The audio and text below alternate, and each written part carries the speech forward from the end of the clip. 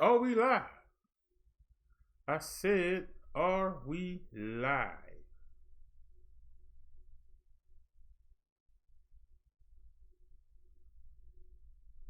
Yes, we are. Let's get it. Yeah, go there, roll. It's time to hit him. I don't know how I do it. You keep trying to reach to them, they don't want to listen. I just It's keep 2000, rapping let's trash. get it, baby. Beat. So, instead of talking trash, let's get to this. Hit him. What's something heavy? Hit him. Go, Derrick. Can you feel the intent? I'm circumvent. I found a revolution. Or better yet, get a grip. If I turn pro, my ratings will never slip on the chart. Bullseye, I'm just like a dog. Making those tailgate suckers who are salivating.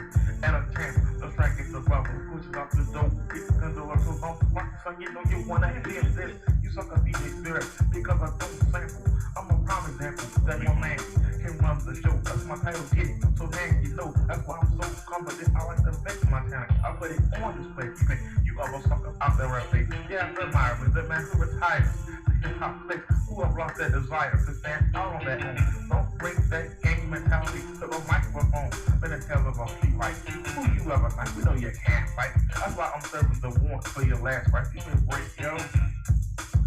I'm hitting you with something heavy. Hit him. What's something heavy? Why can you talk like trash? They keep messing around. Watch the make the dash. Why I put my stinking foot in the ass? Hit him. What's something heavy? They keep talking that jump. Pop that trunk. Get him. They not ready. Yo. I'm stuck between a rock and a hard place. I'm backed up in the corner. So let me state my case. I'm old school and I'm not ashamed. I can close my music for one night. For money to fame. I grew up through Motown, disco, and pop rock. I used to rock to the spot, lugging my own box. But that was back in the day when you didn't have to lock your door. And the kids could play outside or back in the woods. Too bad the youth today don't have it that good. I would trade my childhood for all the computer games in the state. It was much more fun to create. We had arts and crafts, paper and planes, and the kids have games where people get slain. And when these kids kill, you act surprised. You know why? They're desensitized by years of exposure to violence. I studied diet through my movies and hip hop music, explaining how to hustle, to always use muscle. And you can't expect them not to use it. Get ready, cause I'm hitting you with something heavy. Get him. What's something heavy? They keep talking and jump. They nothing but fun. Put your foot in that. When they start to dash, when you pop the trunk, you know they nothing but skunk. Hit him. What's something heavy? These suckers ain't with it. Come on, Derrick, it's time for you to get him. Kicking the bricks, feeling of Scotty, back him up like Gotti, pop the drum, hit it from the back, break me off, jump. Here's just some examples of why I can't connect. You guys rattle off phrases instead of coming correct. If you don't hang on the corner or run the street, then you don't get the meaning. Then the rounds are complete. Then you, the MC, become obsolete only. I try to reach what they don't comprehend. I know I'm listening on you, if I don't see, but you're down a rap for $6. You're selling rap short. That's driving me nuts. Don't you find it bizarre? Cause there's not one rap superstar who can come close to the record sales of the Beatles. Or Michael Jackson, not Biggie, Master P, or Tupac. Get most of satisfaction. I'm selling a 30 million copy just one release because your booty rhymes are trapped on the street. So you stuck. You can't switch up because your family turn away. So you gotta stay right where you are. Play that funky club and sleazy bars. You're not ready. I'm hitting you with something heavy. What's something heavy? They keep talking and trash. When they make that thing back, put your foot in there. Go ahead and pop the trunk. Back these suckers away like they was a sticking skunk. These suckers, they talking trash. They're coming. I'm gonna put you on ya. I'm gonna kick you. I'm gonna beat you. Ain't a damn thing you can do cause I'm coming. I'm back by the power of God. That's God given. Holy Spirit driven. And I'm trying to teach you suckers the right way. But you don't wanna stay. I'm so sick of people talking about it's okay to be gay. It's 2000 and I'm coming real. Rough like dirt, the green and the steel. I'm a microphone, my lyrics are hard. I keep you suckers like y'all retards, cause y'all children of the devil. I'm on a different level, trying to get you in the heaven. But all you wanna do is get drunk and hang out at the 7-Eleven. You suckers are fucking sorry. I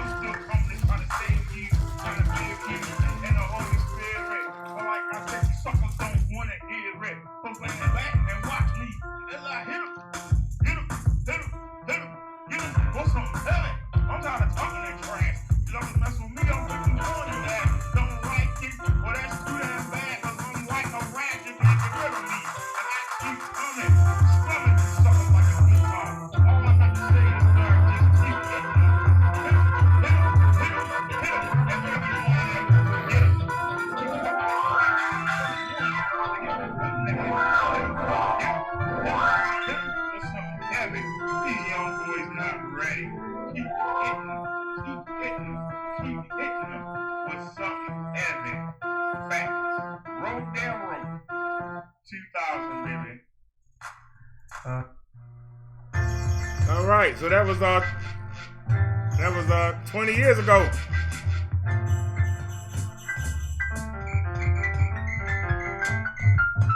Come on and hold me tight, but all you wanna do is fuss, cuss, argue, and fight. See, y'all ain't right. All I wanna do is hold you tight, but all you wanna do is fuss, cuss, argue, and fight. I can't help you out with that, but check this out. Take it easy and take it slow. Welcome to the BD show. Take it easy and take it slow. Oh, welcome to the Brother Derrick show. You all YouTubers, y'all straight greasy. Your whack beef video sound cheesy. Please, somebody release me. Take it easy and take it slow. Welcome to the BD show. Take it easy and take it slow. Oh, welcome to the Brother Derrick show. I ain't stressing. I'm here to teach a lesson. I ain't stressing. I'm here to teach a lesson. I ain't stressing. I'm here to teach a lesson. Keeping you other YouTubers out there guessing. So take it easy and take it slow. Welcome to the BD show. Take it easy and take it slow. Oh, welcome to the Brother Derrick show.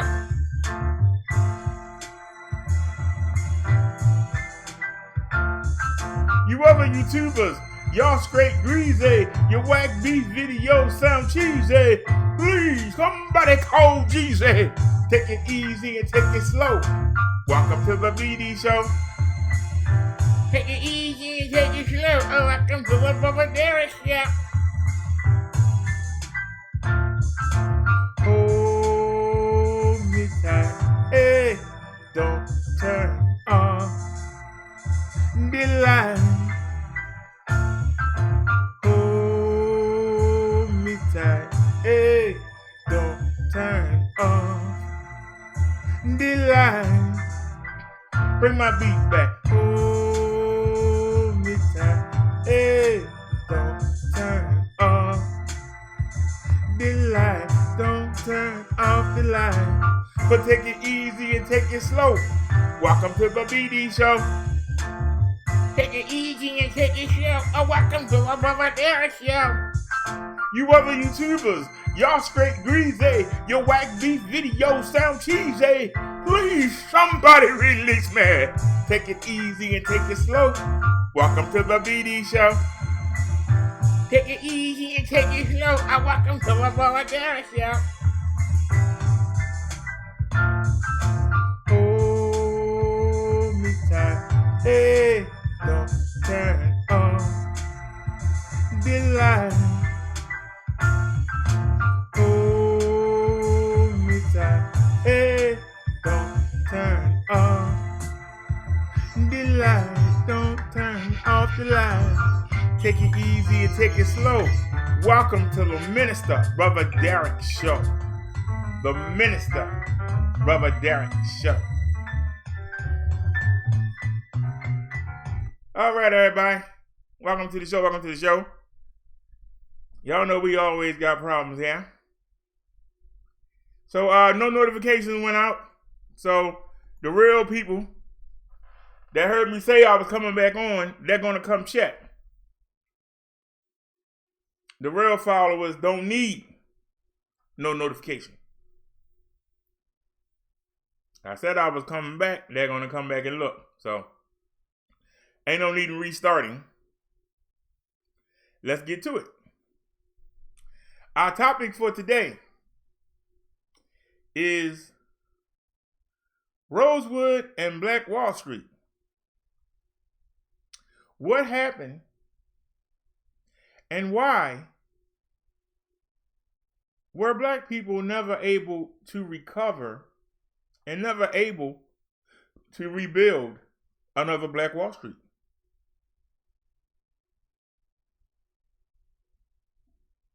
This is a good question.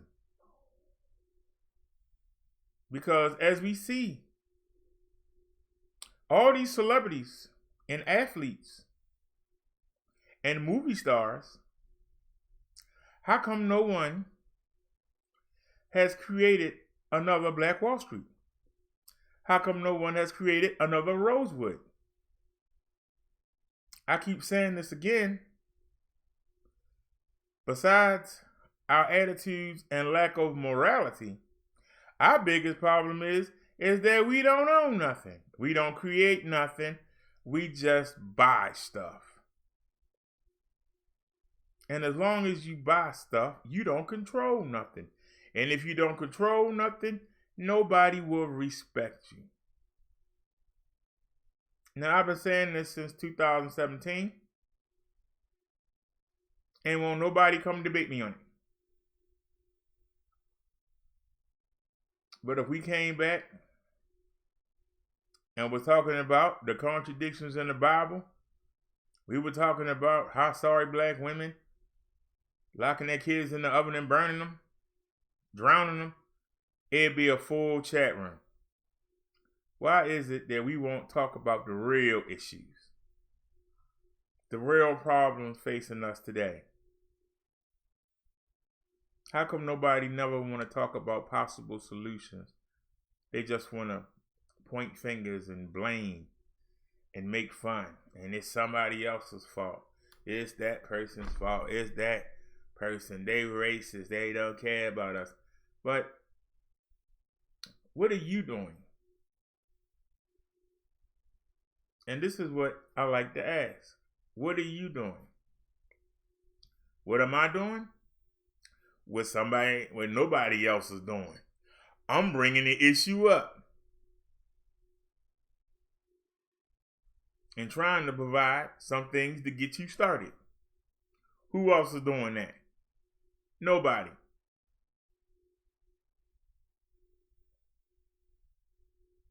For all the Son Netta and his black power and power to the people, what is he doing? Seriously. What initiatives have he got started? All he wants you to do is donate to him and come out to listen to his lectures on what happened thousands of years ago, or while he sit around and try to find discrepancies in the Bible. But y'all right there watching. So that must be what you want. I'm not going to give you that, because that's not going to help you. And maybe some of y'all are just content. Well, I'm going to keep trying to kick you in the butt. That's why I'm here. So let's go ahead. We got Naya in the house. How you doing, Naya? And like I said, I don't expect nobody to be here. No notifications went out. And also, we talking about a good topic, so I know nobody was coming anyway. But this is what we do. And we're not going to change it. So let's start with Rosewood. On this channel, we really don't like showing videos. Naya, do you know that they made me? Oh my goodness, it's a video here. I don't want it. I don't want no video. We don't want no video. No, it's on me. Good. Good.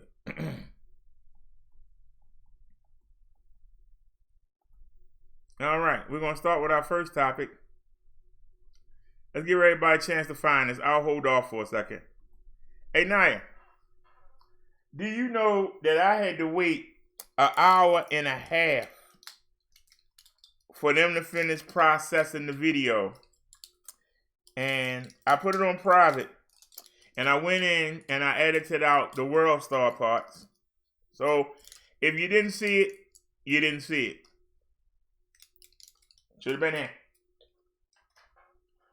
I edited out the world star parts, and I don't think we were in trouble.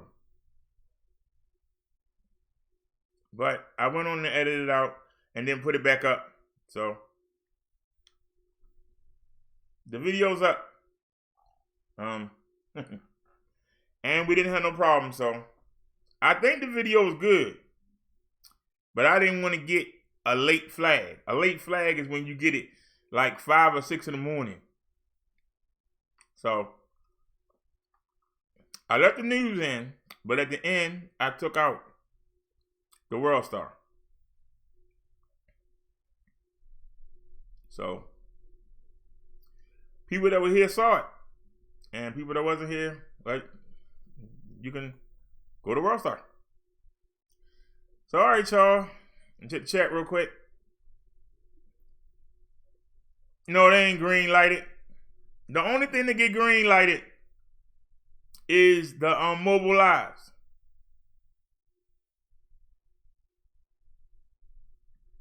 Matter of fact, I'll show you real quick.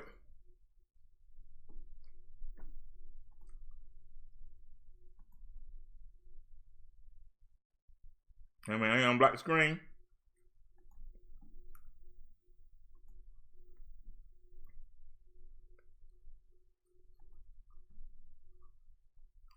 Now, this video had a copyright in it.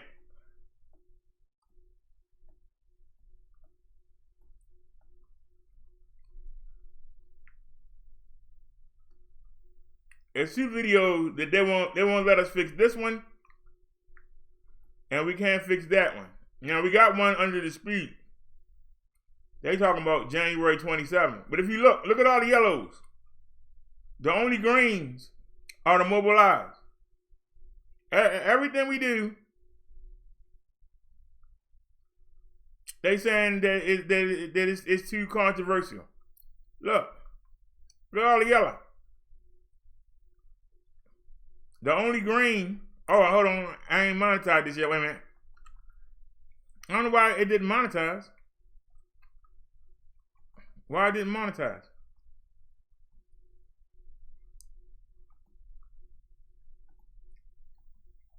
Oops.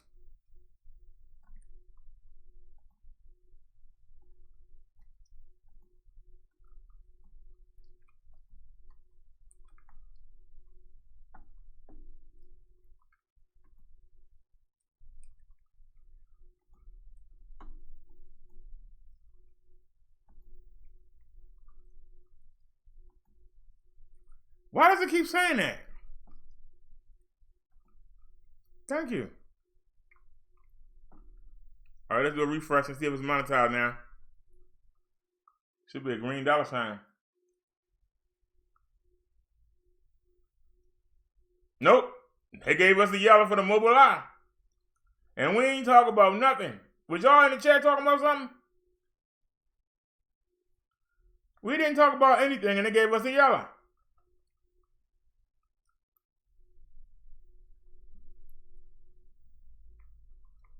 We got 46 views. You trying to tell me that this was a live when we did, this is an old live. This is an old live that I had to edit and they wouldn't let me put the original back up. The original is still here. Somewhere. That's an old live. Let's get moving, family.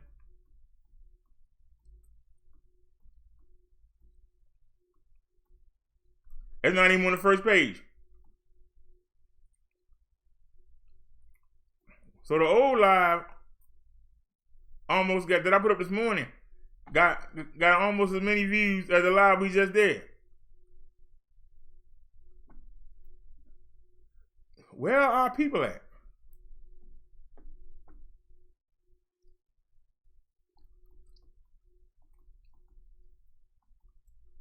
So no, they gave us the yellow. So that means we only gonna get a pittance for it, but it's better than nothing. At least we didn't get flagged. This thing can't be correct. We only got 2 people here.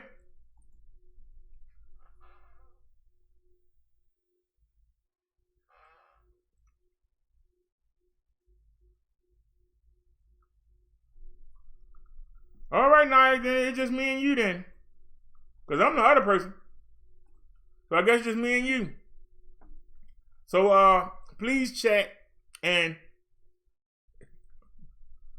ask some good questions for when the other people watch it back.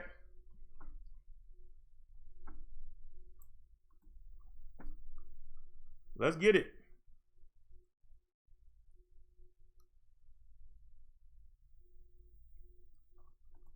All right. All right.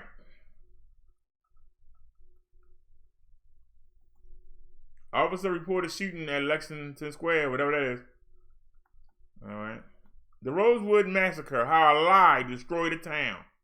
The Rosewood Massacre, how a lie destroyed a town. From the bruises on her body, it was clear that Fannie Taylor had been beaten. The story she told to explain them away destroyed an all-black town in Florida and got several of its residents murdered.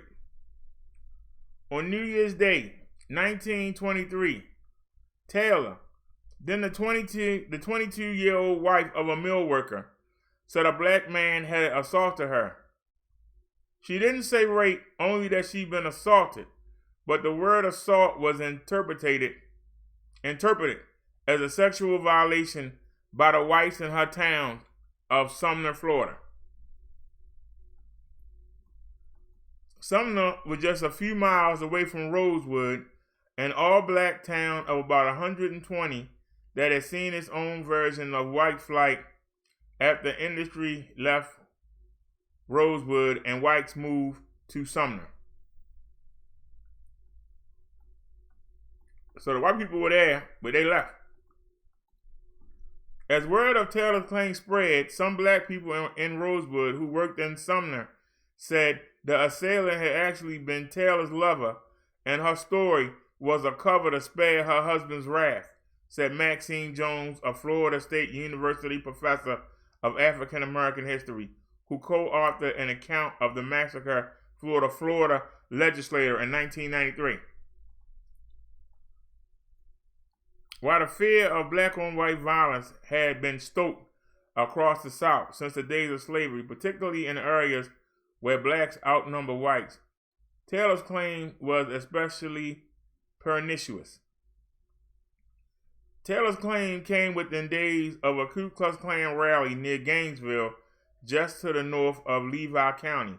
With tensions high, her motion set in words 6 days of violence, in which whites from Sumner and neighboring towns and counties descended on Rosewood, intent on finding the alleged assailant and lynching them.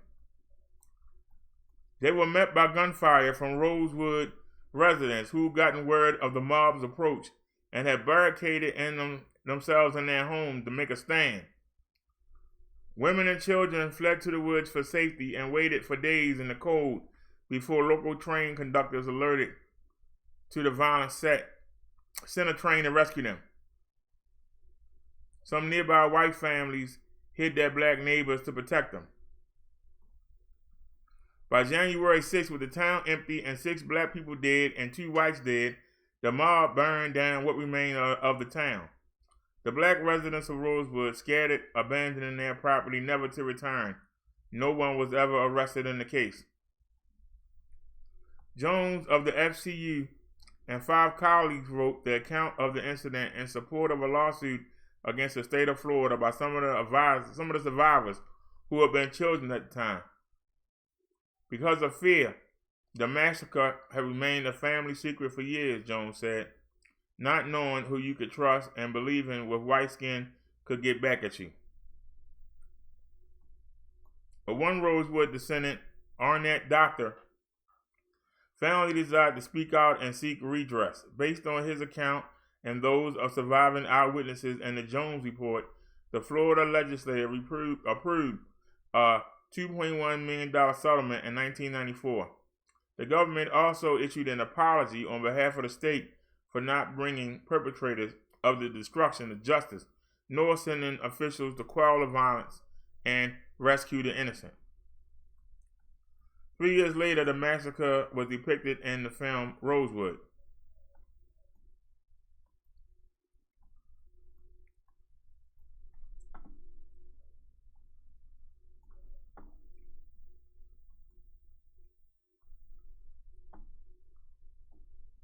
So here's my question.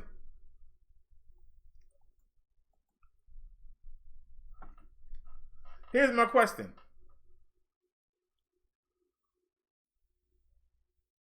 How come the people never returned and rebuilt it?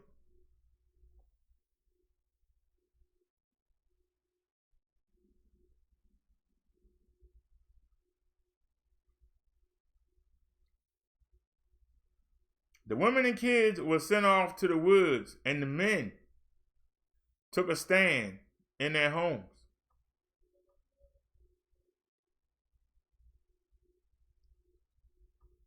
So if they took a stand, when it was over, why didn't they come back?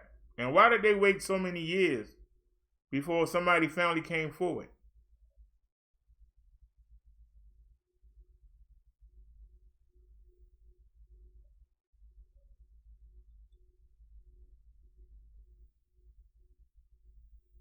Seriously.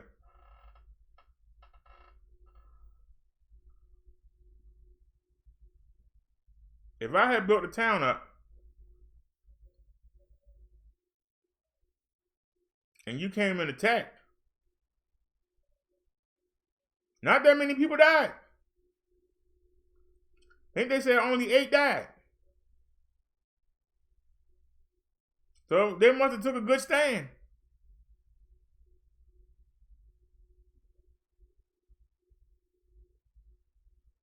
How come they never rebuilt? Why did they abandon their properties and their houses? Where did they go?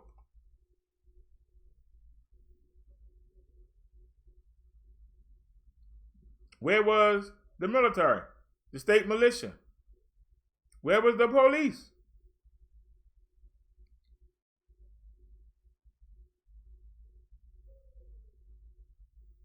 One man was accused of something, then you should go get the one man.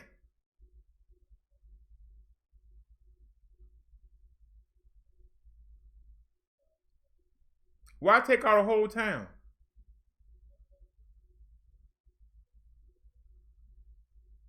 Unless you jealous, why take out the whole town?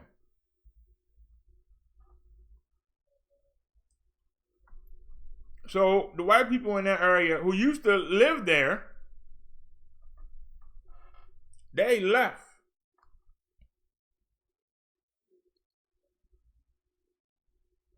And the black people that left behind, they built that town back up. So now you mad because they did what you didn't do? That was a white town. The white people left.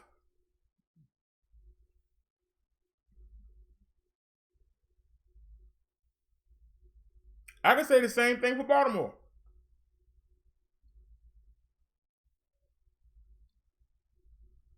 A lot of white people left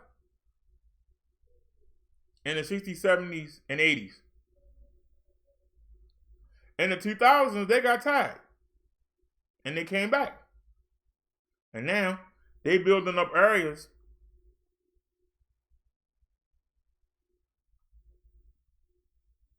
around the harbor.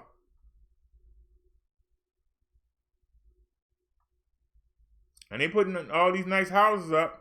You know, they row houses. They're not independent houses, but they row houses. They putting up all these houses because they tired. Because the best jobs are downtown.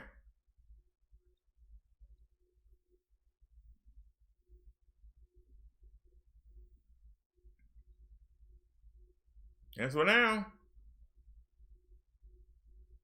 all they gotta do is jump in the cab with the Uber, ride to where they gotta go, and ride back.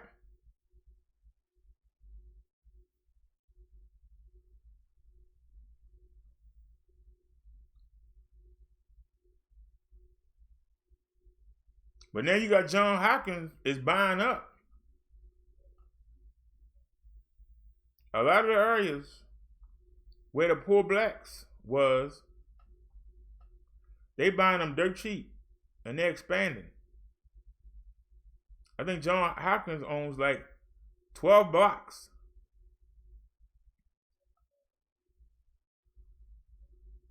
Why are we not buying up them properties and then making John Hopkins pay us good money to get them?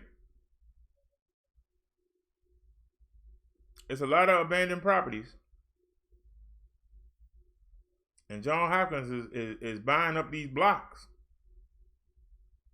And we just stand there looking. And it was going on in Baltimore, it's going on in New York, it's going on in Chicago, it's going on in Mississippi. Why are we not in on it?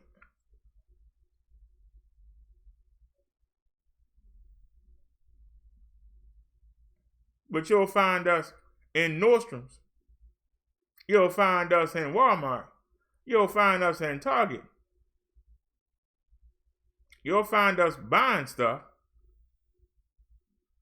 but you won't find us making anything.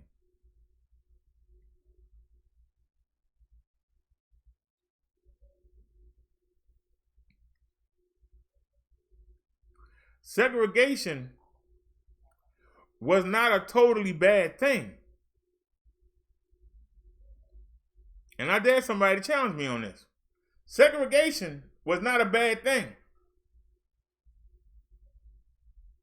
It was a bad thing because it separated the races. But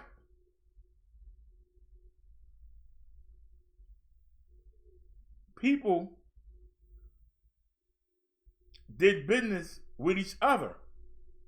So you had a shopkeeper. You had a barber. You had a mechanic. You had your own cab company. Y'all see what I'm saying? Because it was called separate but not equal. Now, it wasn't always equal, but it was separate. You had to have your own diner. You went to, and if you did go to a place that was willing to serve black people, you had to sit in the back of the restaurant. A lot of people said, we'll make our own. You was in the theater. We had to sit up in the top. White people at the bottom. We said, we'll make our own theater. Sit where we want. Y'all see what I'm saying? We made our own products.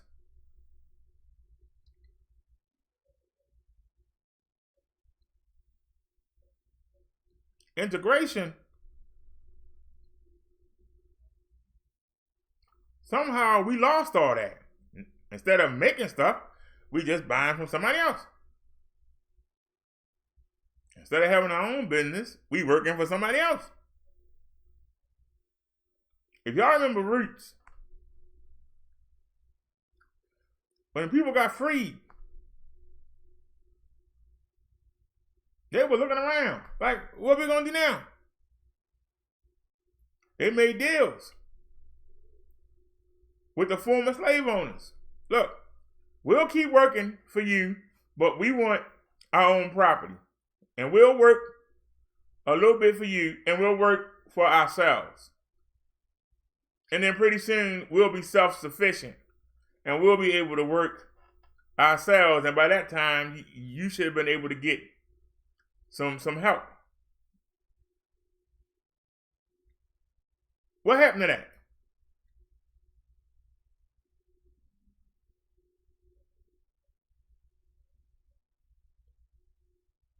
Why is it now in 2019, we got celebrities that got millions of dollars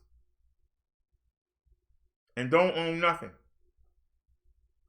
Floyd Mayweather Jr. This man burned through money like it's nothing. He bought a record company. A record company.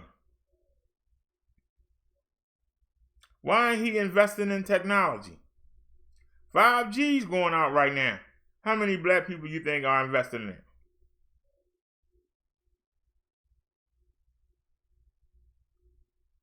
Samsung and Apple make the best phones. How many black people you think are top shareholders in the company? I'm asking y'all.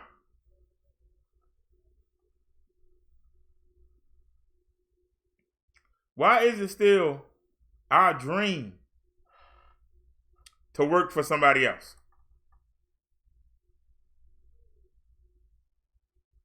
In 2020, it is still our dream to work for somebody else. Martin Luther King said he had a dream.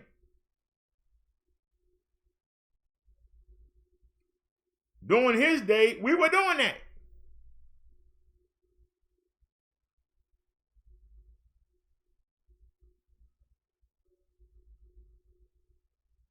People were unified back then. You could do something 7 to 8 blocks away, and you would get beat all the way home because people would find out about it. And nowadays, you can do something a block away.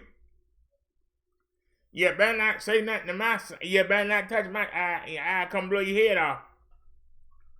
Instead of finding out what the child did, you want to go beat up the person that's telling you what the child did. Y'all understand how the family has fell apart?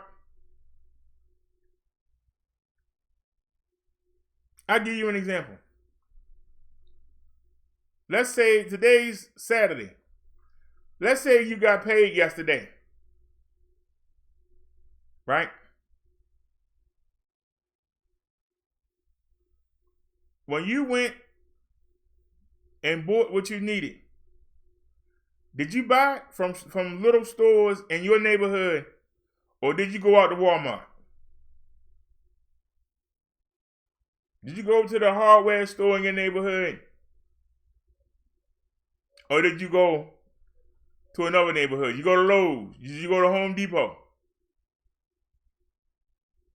You're taking your dollars that you made and not putting them to work in your neighborhood so the money can circulate around your neighborhood. You make the money and then you take it to another neighborhood. There's not a Home Depot in Baltimore City. Actually, there is one. It's near the county line. It's at Ricerstown Mall. It's probably 0.4 miles from the county line. I don't think it's that long.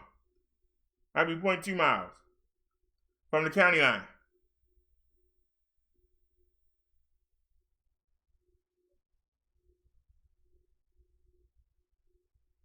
And because it's at the back, I'm not sure if that's still Baltimore City. I think it's the city. But I know on the other side of the train tracks is the county. The other side of the train tracks is the county, and it's right there before the train tracks. So I don't know if it's considered city or considered county, but that's the only one.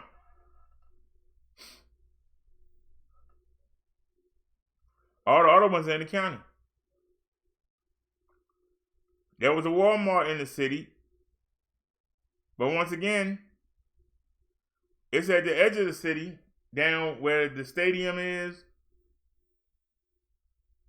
where Raven Stadium and Camden Yards is, right there on the water. And once again, you stepped from the county line. They closed that down.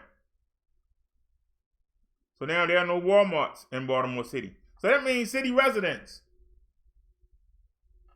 when you go to Walmart and buy something, you take money out your community and it don't come back.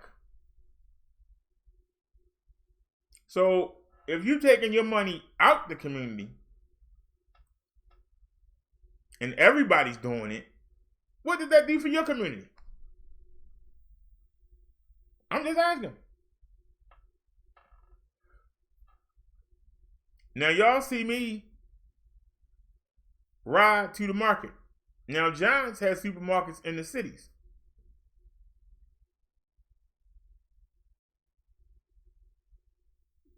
That's where I go, Giant Supermarket.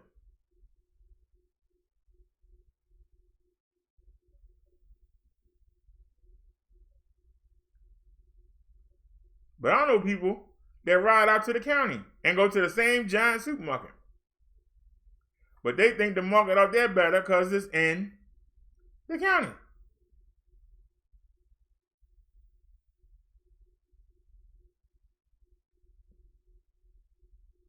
It's McDonald's in Baltimore City.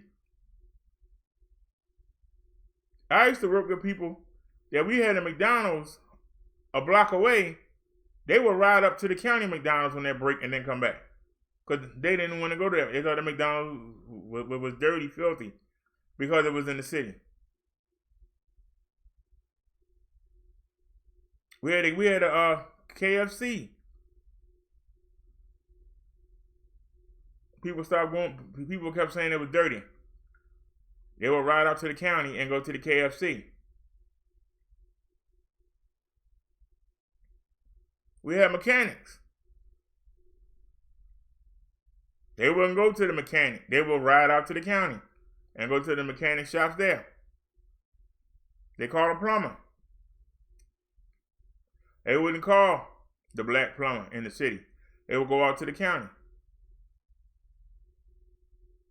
And if a black plumber worked for somebody from the county and somebody black still came to their door, hey Liz, they would question them.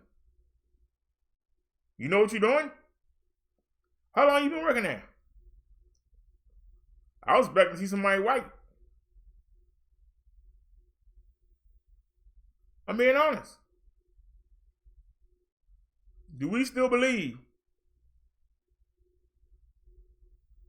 that we have to go outside our community to get everything? That what's done in our community ain't good enough? Yeah, blacks fight with their dollars for services.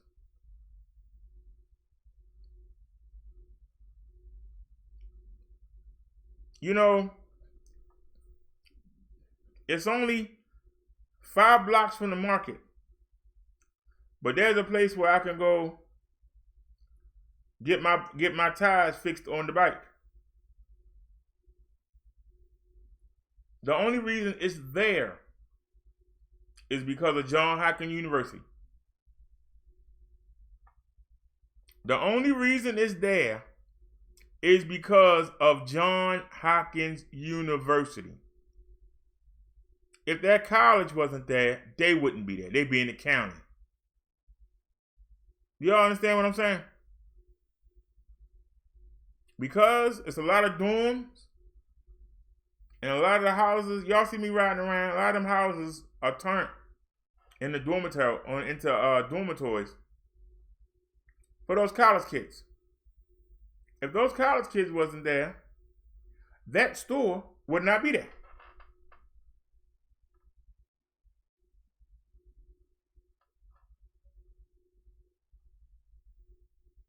I would have to ride out to the county or take my chance with one of the Mexicans that might have a garage,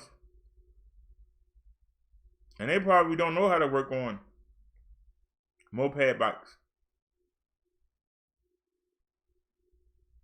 So I would have to risk them messing up, especially if it's the back wheel. Front wheel wouldn't be that bad because the motor is in the back wheel. But I'll go to them and they'll go, oh no, I'm not touching that because I don't know how that works. So I would have to go out to the county.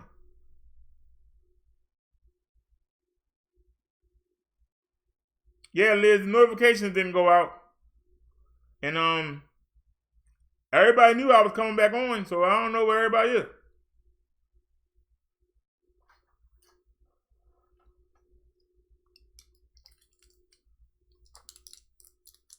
I'm trying to stall, give everybody a chance to get in here.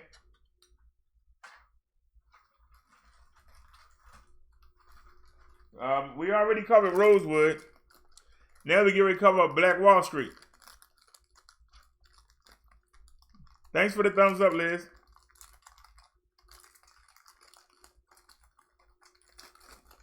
Hey, if y'all have any spare time, or y'all got a spare device, a lot of the mobile lives are only getting the green light for the monetization. If y'all could watch the mobile lives, or just put them on a phone and sit it in a drawer or something, it really helped. Because they're only giving us the yellows for our big shows. They're saying they're too controversial. Telling the truth is controversial. But lying, calling people names is not controversial. I don't understand it. Somebody explain that.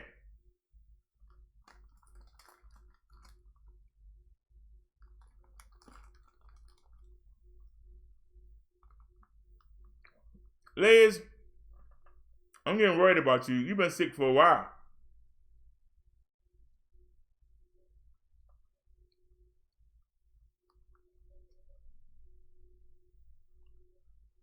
But I'm going to keep praying for you there.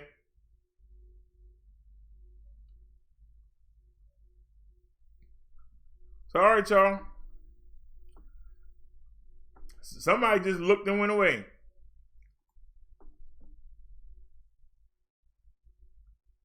Let's get to Wall Street. We done Rosewood.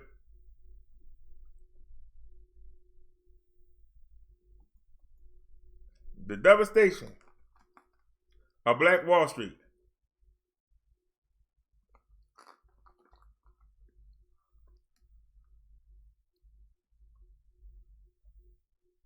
Tulsa, Oklahoma, 1921. A wave of racial violence destroys an affluent African American community seen as a threat to the white-dominated American capitalism. They said that boy on fire. In 1921, Tulsa, Oklahoma's Greenwood district, known as Black Wall Street, was one of the most prosperous African American communities in the United States. But on May 31 of that year, the Tulsa Tribune reported that a black man, Dick Rowland, attempted to rape a white woman, Sarah Page. Whites in the area refused to wait for the investigative process to play out, sparking 2 days of unprecedented racial violence. 35 city blocks went up in flames. 300 people died and 800 were injured. Defense of white female virtue was the express motivation for the collective racial violence. Accounts vary on what happened between Page and Rowland in the elevator of the Drexel building. Yet, as a result of the Tulsa Tribune's racially inflammatory report, black and white armed mobs arrived at the courthouse. Scuffles broke out and shots were fired. Since the blacks were outnumbered, they headed back to Greenwood, but the enraged whites were not far behind, looting and burning businesses and homes along the way. The state of Oklahoma only had 2 airports, yet 6 black families owned their own planes. In 1921, man, impressive. 9,000 people became homeless. Josie Pickens writes in Ebony, this modern, majestic, sophisticated, and unapologetically black community boasted of banks, hotels, cafes, clothiers, movie theaters, and contemporary homes, not to mention luxuries such as indoor plumbing and a remarkable school system that superiorly educated black children. Undoubtedly, less fortunate white neighbors resented that upper-class lifestyle as a result of a jealous desire to put progressive, high-achieving African Americans in their place. A wave of domestic white terrorism caused black dispossession. The creation of the powerful community known as Black Wall Street was intentional.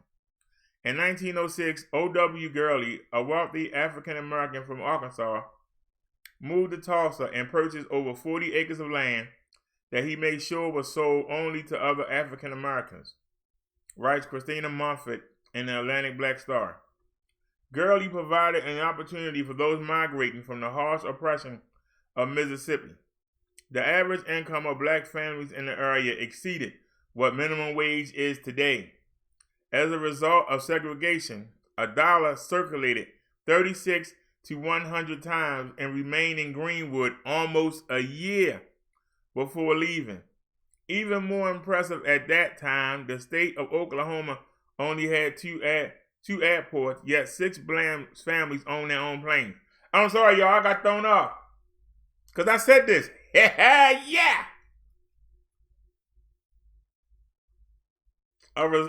As a result of segregation, a dollar circulated 36 to 100 times. That means it stayed in the community. That means everybody benefited. This is what I was talking about earlier, for those of y'all that were here. Oh, I love it.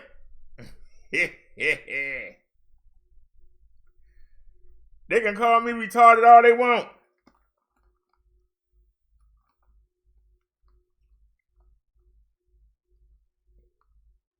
The points that I bring are on point. You're welcome, Liz. I just look at the chat. These African Americans' economic status could not save them from the racial hostility of their day. Greenwood survivors recount disturbing details about what really happened that night. Eyewitnesses claim the area was bombed with kerosene and or nitroglycerin, causing the inferno to rage more aggressively. Official accounts state that the private planes were on reconnaissance missions. They were surveying the area to see what happened. Despite all the economic damage, Hannibal Johnson, author of Black Wall Street From Riot to Renaissance and Tulsa's historic Greenwood District, explains that neither the survivors nor the families ever received the reparations suggested by the Tulsa Race Riot Commission. The commission recommended reparations for people who lost property and proposed the establishment of a scholarship fund. That did happen for a limited time, the scholarship fund. The commission also proposed initiatives for the economic revitalization of the Greenwood community. Despite the tragic events, these grand ideas never manifested into a tangible reality. So they got away with it.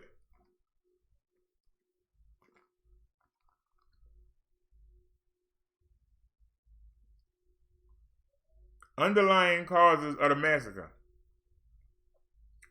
In the Tulsa Race Riot of 1921, toward an integrative theory of collective violence, the sociologist Chris M. Messer explores the underlying causes of the massacre. As a result of mass migration to the area, driven in part by increased job opportunities, Tulsa became the city with the most African Americans in the state. With the boom in the black population and their demands for equality, perception of discrimination and shared experience among African Americans allowed for little time for adaptation among whites.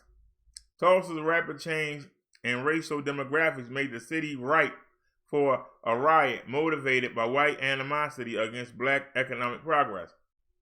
Whites of the area equated improvements in wages and work conditions as communistic threats. In essence, whites were resentful that blacks no longer passively accepted second-class citizenship in their own homeland. So pretty much, they were saying the people were getting bougie.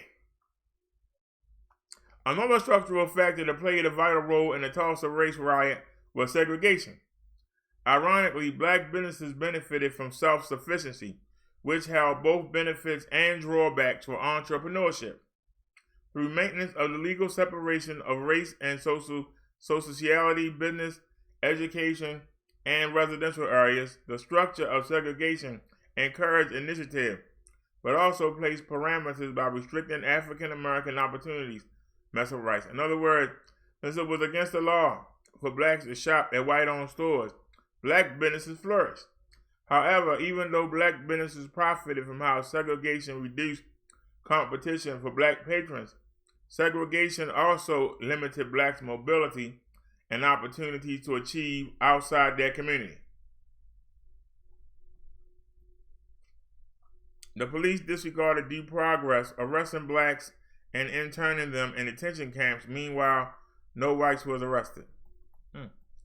According to Messer, the police also contributed to the riot.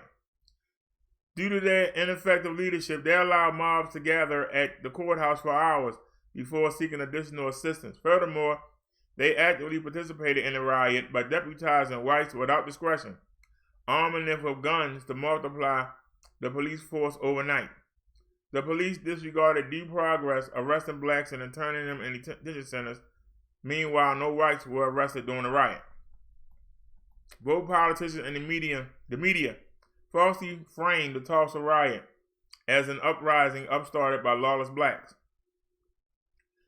Tulsa newspapers regularly referred to the Greenwood district as Little Africa and the N-word town.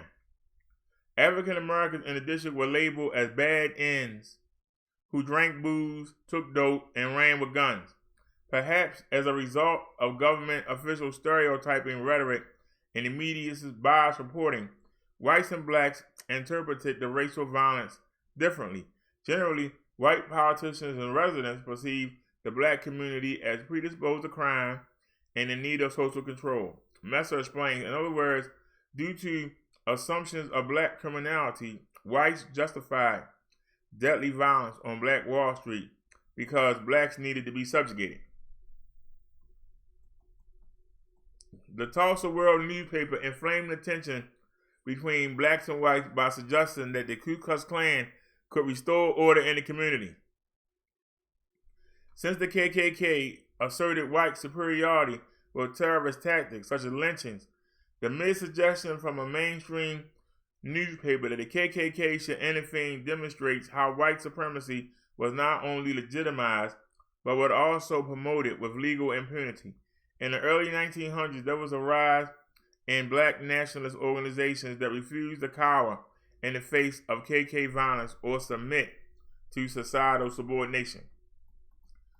Whites responded to black pride and demands for equality with social control, including segregation, lynchings, and pogroms. Messer writes in the mass media and government framing of riots, the case of Tulsa, 1921. Messer and his colleagues at Patricia A. Bell offer further detail about how far the media framed the riot, igniting tensions. In essence, blacks' desires for social economic progress and assertion of their rights was seen as a grave threat to white hegemony.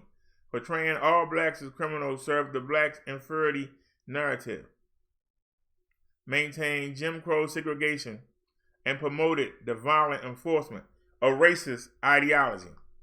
For instance, the racial framing of blacks as criminals legitimized whites' congregation at the courthouse and the subsequent destruction of the Greenwood area.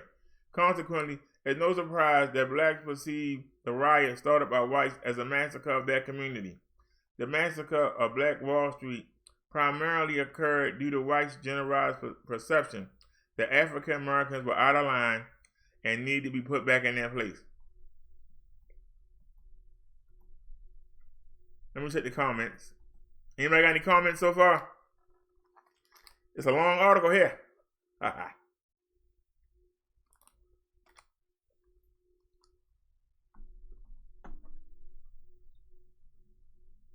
right.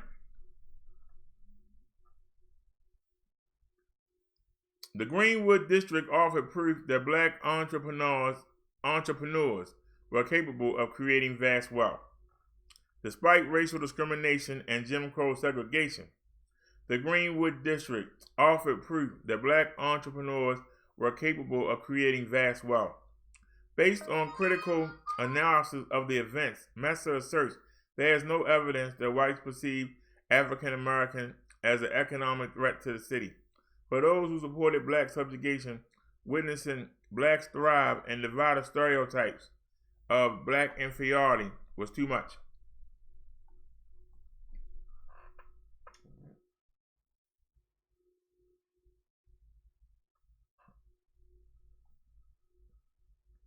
Soon after the riot, Walter F. White of the National Association for the Advancement of Colored People, the NAACP, visited Tulsa. According to him, black economic prosperity contributed to the destruction of the Greenwood District. White reported in The Nation how the city prospered under the oil boom. He stated that the town had grown from a population of 18,118 in 1910 to somewhere between 90 to 100,000 residents by 1920. White claimed that the sudden wealth of the townspeople rivaled the 49ers in California. However, when blacks experienced wealth, lower-class whites resented their success. Many whites believed they were members of a divinely ordered superior race. Despite their inflated perceptions of themselves, there were 3 blacks in Oklahoma worth $1 million each. A man named J.W. Thompson was worth $500,000. There was a number of men and women worth $100,000, and many whose possessions were valued at $25,000 and $50,000 each. This is particularly true of Tulsa, where there were 2 colored men worth $150,000 each, 2 worth $100,000, 3 worth $550,000, and 4 who were assessed at $25,000. Back in them days, that was a lot of money. White concluded that many of the white pioneers in Oklahoma were former residents of Mississippi, Georgia, Tennessee, and Texas. Unfortunately, they failed to leave their anti-Negro prejudice behind in the Deep South. White had no positive words for Oklahoma whites. He considered them lethargic and unprogressive by nature. It certainly irks them to see Negroes making greater progress than themselves are achieving. In one instance, a white worker burned and demolished his black boss's printing plant with $25,000 of printing machinery in it. In the process of leading the destructive mob, this disgruntled white employee was killed at the site.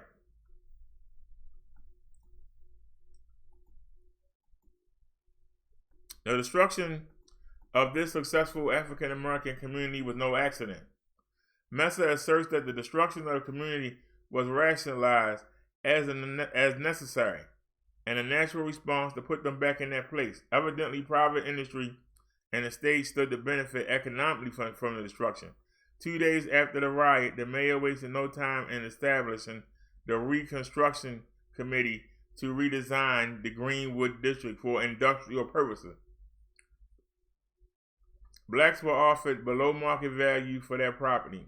White men who offered almost any price for their property perceived survivors as desperate and destitute.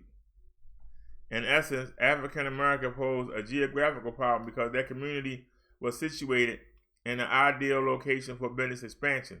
The government and private industry worked in concert to bring down land prices and maintain white dominance in the Tulsa area.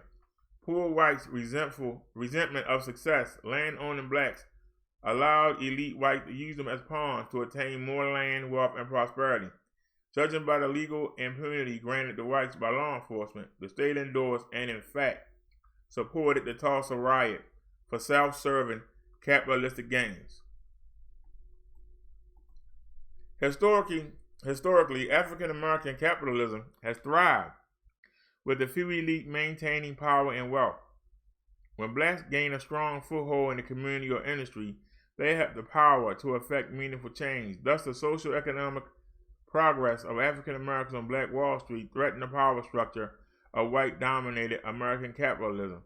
When white people destroyed black business establishments and homes, the facade of the white superiority was maintained.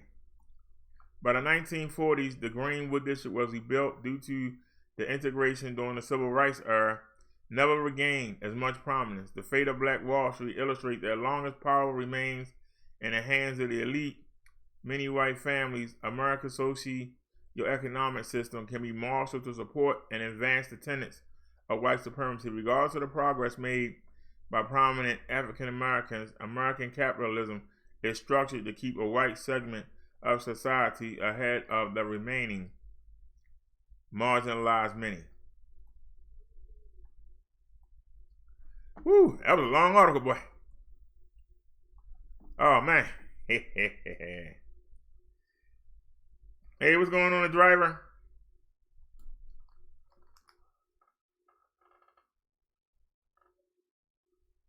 So like I said, segregation wasn't a bad thing.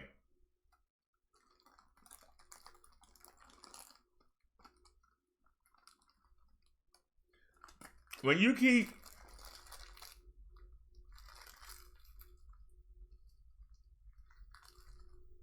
the money in your community,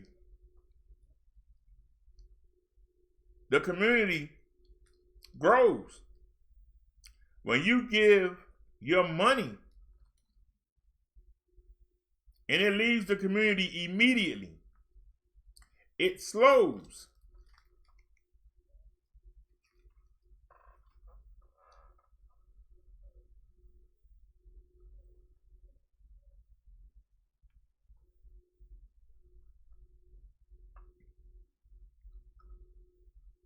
Y'all understand?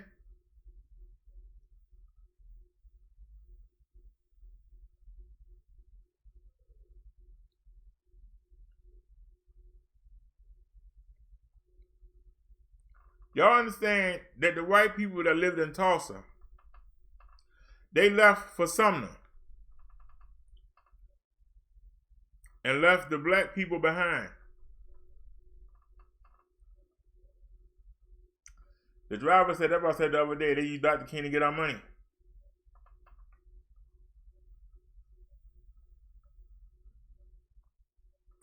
Yeah, the driver, because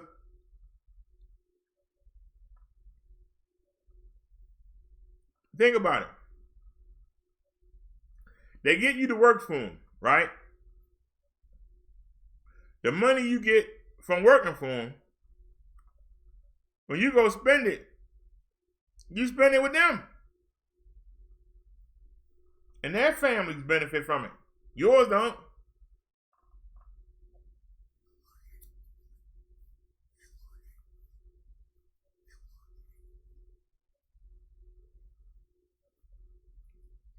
The majority of the stores that are around me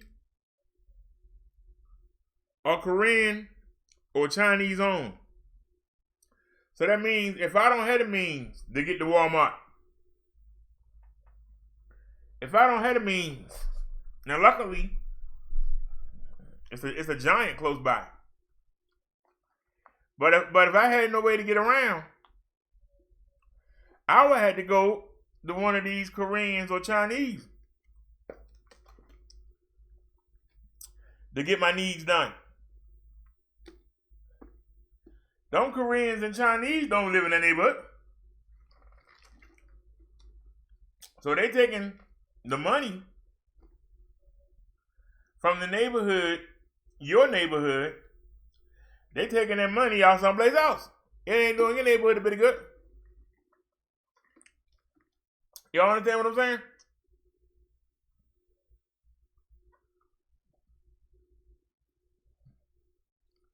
The driver said blacks were getting smarter than them. We stuck together back then.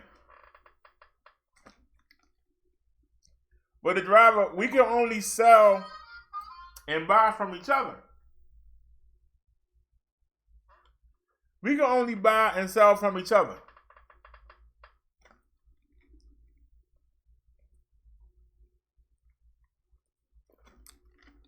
I'm going to say something I shouldn't say. But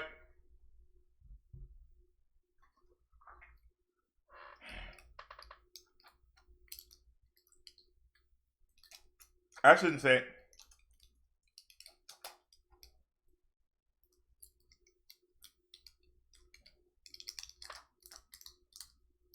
There's a fellow horse member.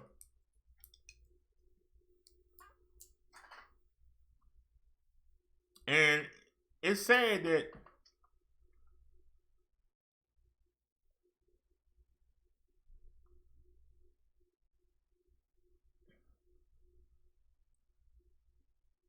if If he don't cover True Freeman, y'all won't watch him.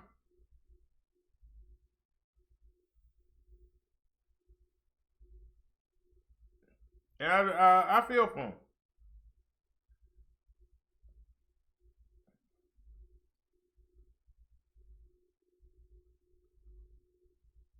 If he don't talk about True Freeman, nobody won't watch him.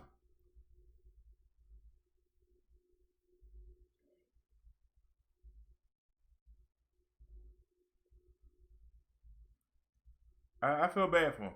But anyway, the driver says we build our own bus line, school, colleges, and jobs. We even had our own restaurants. Yeah, if you look at the thumbnail, wait a minute, let me pull it up. Cause I've used that thumbnail before. Yeah, I know you know who I'm talking about, and I feel for him. Cause we used to probably be part of the when I came in, you know, he was doing good. But it just seemed like if he's not talking about, you know, that one person, that don't nobody watch him. I feel bad for him. I really feel bad.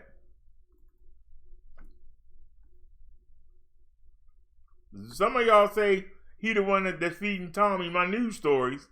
But you know.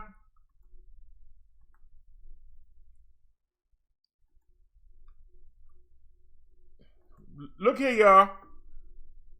They had 600 businesses, 21 churches, 21 restaurants, 30 grocery stores, 2 movie theaters, 6 private airplanes, 1 hospital, and 1 bank of their own.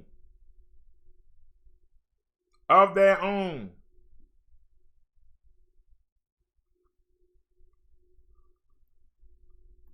So what happened?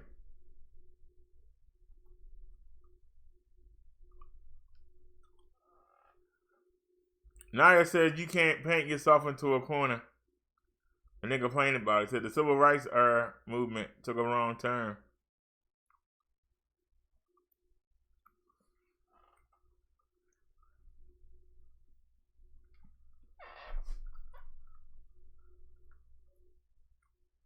You know, the notifications didn't go out. But I had faith that y'all would come in eventually.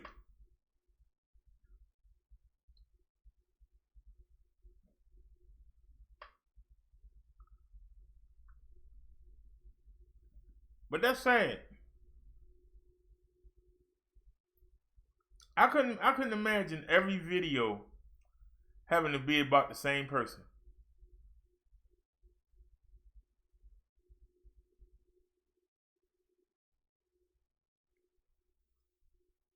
Look at the topics that we have. And then go look at the rest of the sector. I'm just being honest. Look at the topics that we have. And then go look at the rest of the sector topics.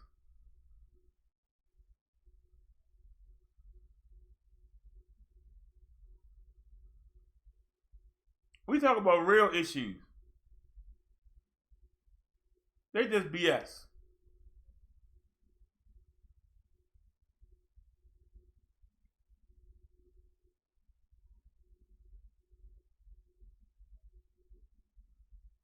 Why they don't have the courage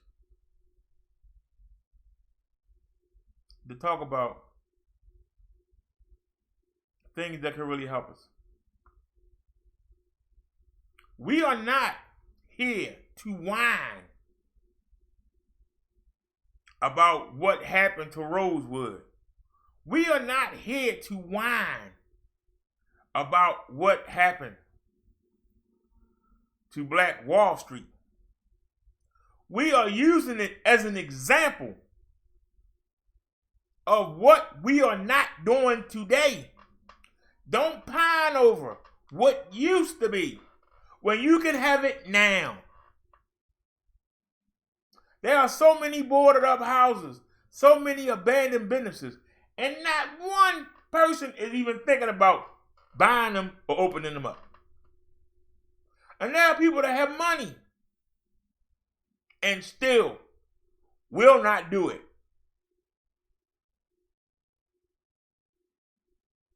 We trying to kick people in the butt. Get up and do something. Stop worrying about that necklace you're going to buy tomorrow. Why don't you start making the necklaces?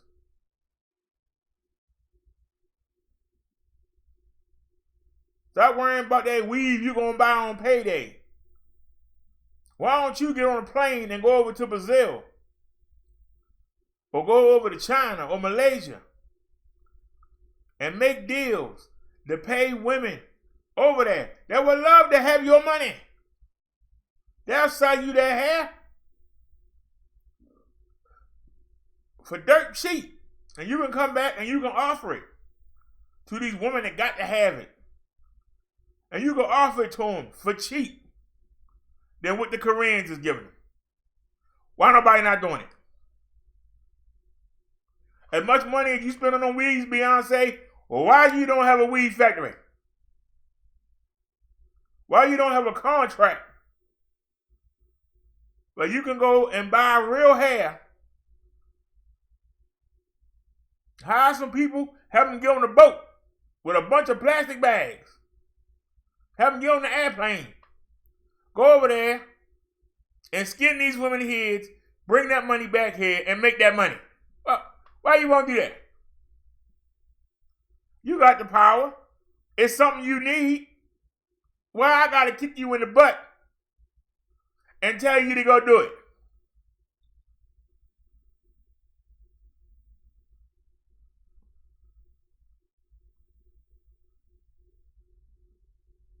If my father owned a barbershop,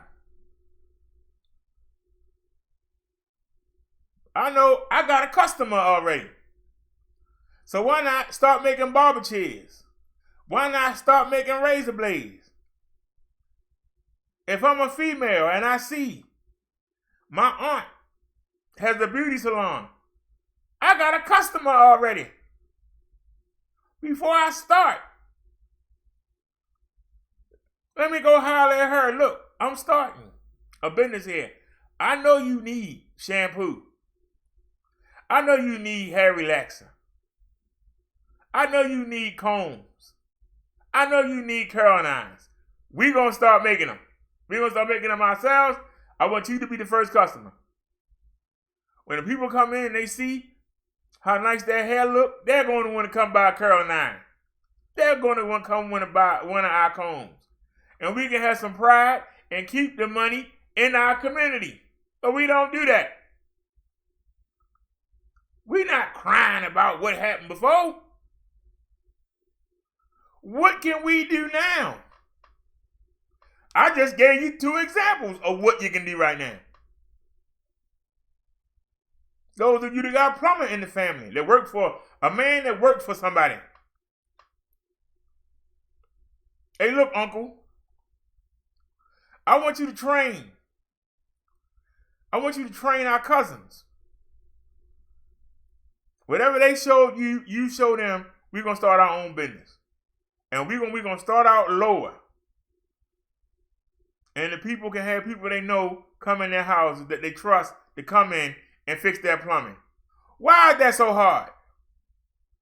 Why do I got to tell you that? You should already know it.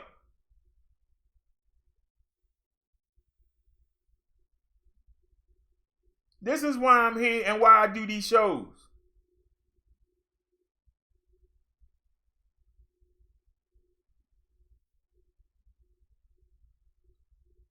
Why should you go to a Korean person like I have to?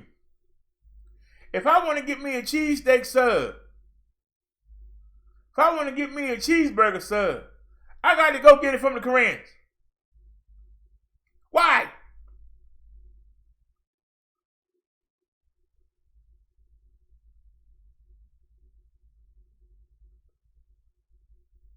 We make our own kind of sweet potatoes. Why I gotta go buy candy yams from the Koreans? And I gotta bring it home. And I gotta add the sugar and the brown sugar to it. And I gotta make it, I gotta black it up. Why can't I go someplace and just buy it?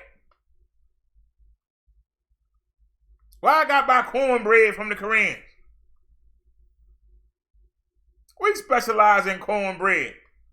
But I got by the Koreans. They ain't got no sugar in it. So I got to sprinkle some sugar on it in order to be able to eat it. Because they don't make down home cornbread. But I can't find no place that do. Why? These are not hard questions that I'm asking. They're very relevant questions.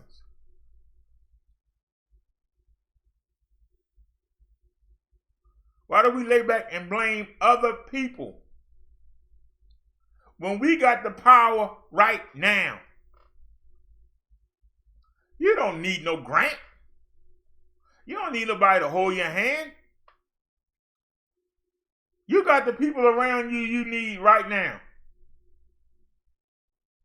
But you don't think of them that way. You got a working mentality. I got to work for somebody.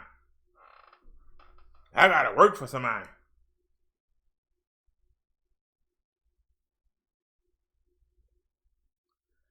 If KFC was invented by the black man, do we still own it?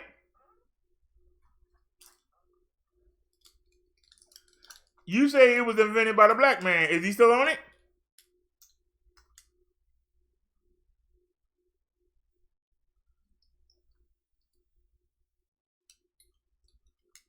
Jack Daniels whiskey. What happened?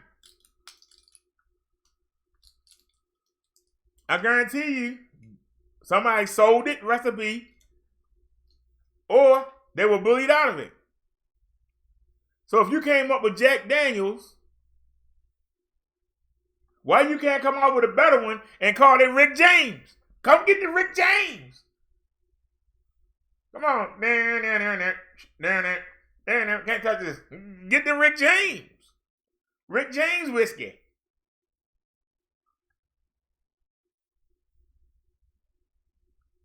Yeah, KFC. You don't have to get that KFC. Come get the greasy fried chicken. Come on over to GFC. We got that greasy. You know how you like it. We got it nice and spicy and greasy. Come on over and get some of this greasy chicken. Come on, GFC. You know you want to get greasy GFC. You buy it nice and easy. GFC. Why nobody not doing it?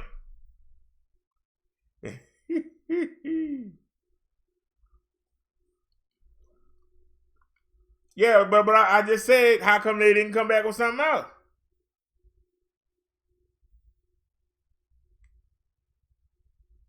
Think about it. The wrestler Chris Jericho came out with his own wine. It's called the Bubbly. I heard it. All right. It's back. All right, so the good thing is, whatever I did, it's working.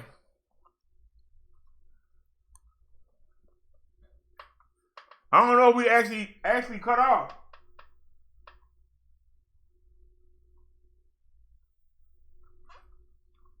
But we're back. Now I could try to raise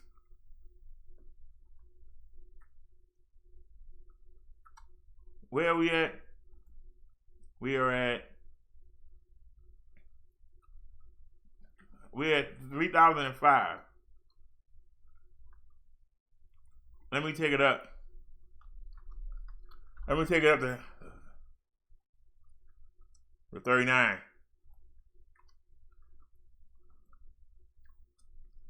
All right, so it's gonna jiggle for a second. I just raised the bit rate.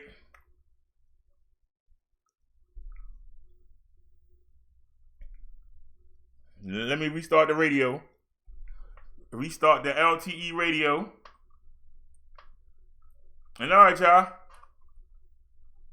Let me pull the chat up. All right, y'all. I raised the bit rate. It didn't cut off? Cool. As you can see, it says stream resume. See it? It just vanished. Let me do a refresh.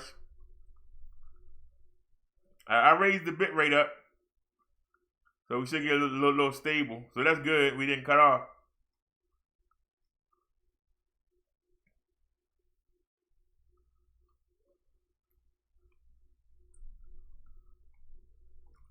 What was y'all talking about? You say KFC was invented by a black man? Believable.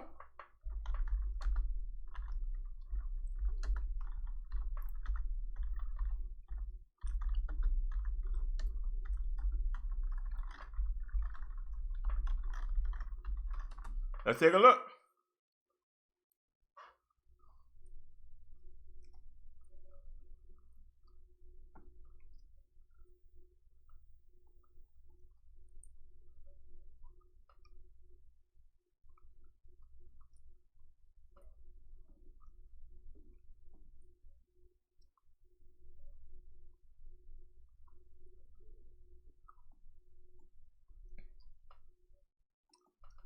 All right, let's check this out. This is Snopes.com.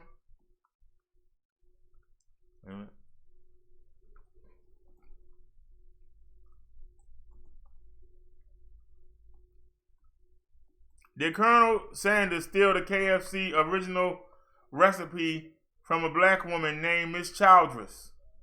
An intriguing rumor about cultural theft and fried chicken lacks concrete evidence, but alludes to a deeper truth.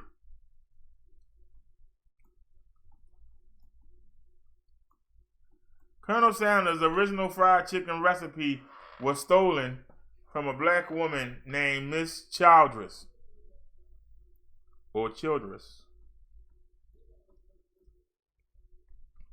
In September 2019, we received multiple inquiries from readers regarding an old story about the origins of the famous KFC original recipe, the blend of herbs and spices that went into creating Colonel Harlan Sanders' original Kentucky Fried Chicken.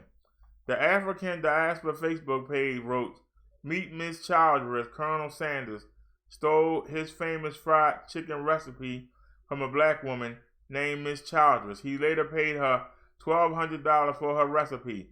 KFC is worth $15 billion a day." That text was accompanied by the following image. Meet Miss Childress. Colonel Sanders stole his famous... Okay, you already said that. September 3rd, a Facebook account with the name Glenn Dickens wrote, "In case you didn't know, meet Miss Childress. She died in poverty. She is the woman behind the original KFC recipe. He took all her profits and made us think it was his recipe."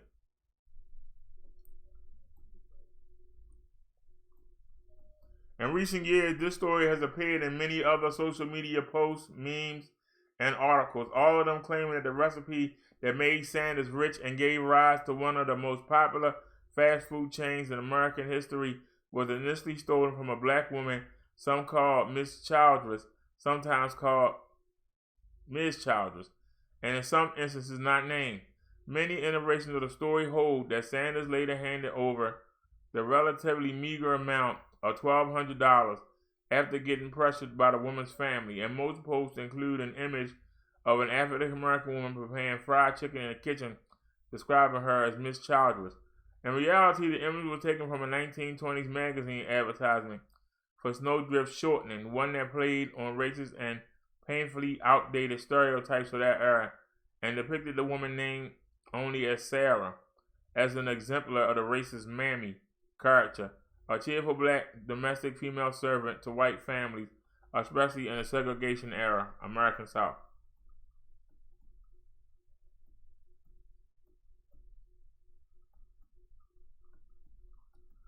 It's possible the image is a photograph, but it's perhaps more likely a painting, since the norm for popular American magazines in the 1920s, such as Ladies' Home Journal, where the Sarah advertisement was published, was for photographs to be printed in black and white, with illustrations presented in color.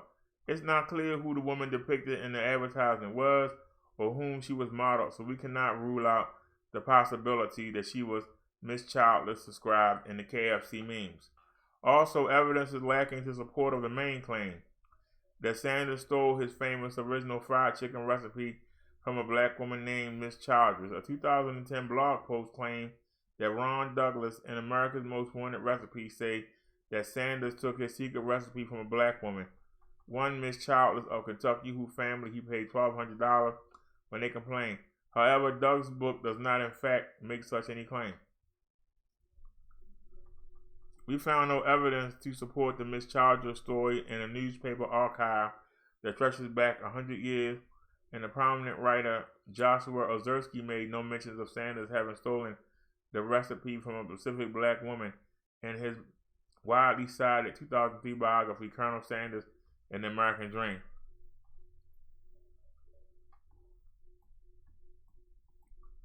The version of events presented here by Ozersky is the conventionally accepted one. Sanders set up a gas station in Corbin, Kentucky during the 1930s. He began serving food there, including fried chicken. His food and hospitality garnered the gas station a good reputation among passing travelers, and he eventually converted the business into a restaurant hotel. Sanders settled upon a blend of 11 herbs and spices that went into making his fried chicken and began using a pressure cooker to fry the chicken. In later years, he franchised out the use of his recipes to restaurants across the United States, and from there the iconic brand emerged. Sanders' decision to use a pressure cooker rather than a pan or deep fryer to make the chicken was arguably the key factor in the development of fried chicken as fast food and the extraordinary success of Kentucky Fried Chicken. This is the factor that Miss Childress memes and social media posts typically neglect, suggesting, as they do, that the success of Sanders and KFC was entirely attributable to the blends of herbs and spices used to season the chicken itself. According to Ozersky, for example, the use of the pressure cooker was considerably more important, as he wrote in his 2003 biography of Colonel Sanders. What made the chicken great was the innovation of using a pressure cooker to make it. It's much less glamorous than any secret mixture of herbs and spices, but far more important.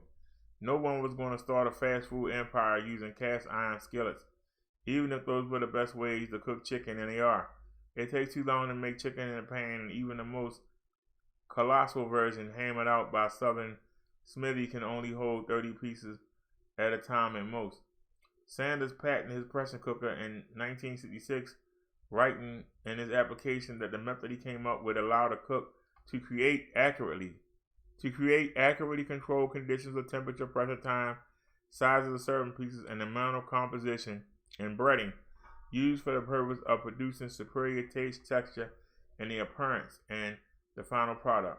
While Ozersky cited no specific art of intellectual property theft on the part of Sanders, he did allude to all the racial tensions and cultural appropriation involved in the development of fried chicken in the earlier 20th century American South, writing that Sanders embodied the following products. Anyone who knew anything about the South knew that no Kentucky colonel would have cooked the fried chicken in a Southern household. The chicken in prosperous Southern households, particularly in the colonel's area, was inevitably cooked by a black maid or a family housekeeper.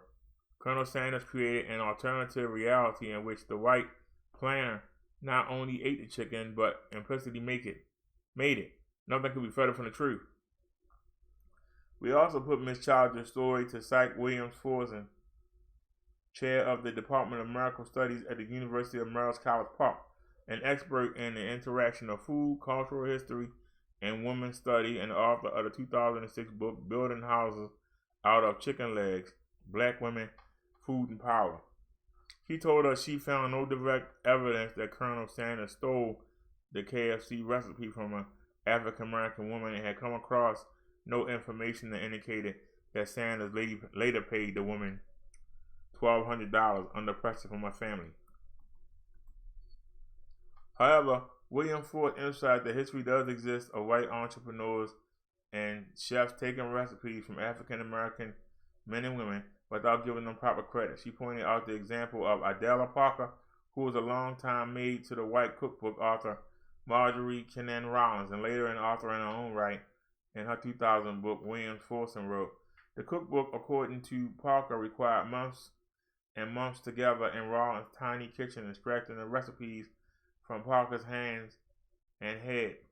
Parker said, "Many of the recipes in the books were mine, but Rawlins only gave me credit for 3 of them, including our Dulles biscuits. There were several others that were mine too, such as the chocolate pie, and of course it was me who did most of the cooking when we were trying the recipes out. In the end, Parker, whose many contributions made the cookbook a reality, only received an autographed copy.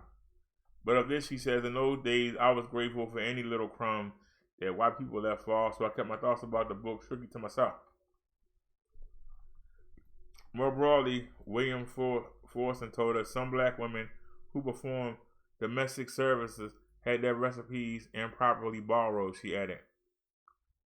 Given that throughout enslavement and long after, African American and white women often work together in the kitchen, instructing and cooking various recipes, it is quite difficult to make a strong assertion of who recipes belong to whom. The issue, however, is that African American women were never credited in cookbooks. How is this possible given the proven evidence of the African American culinary skill?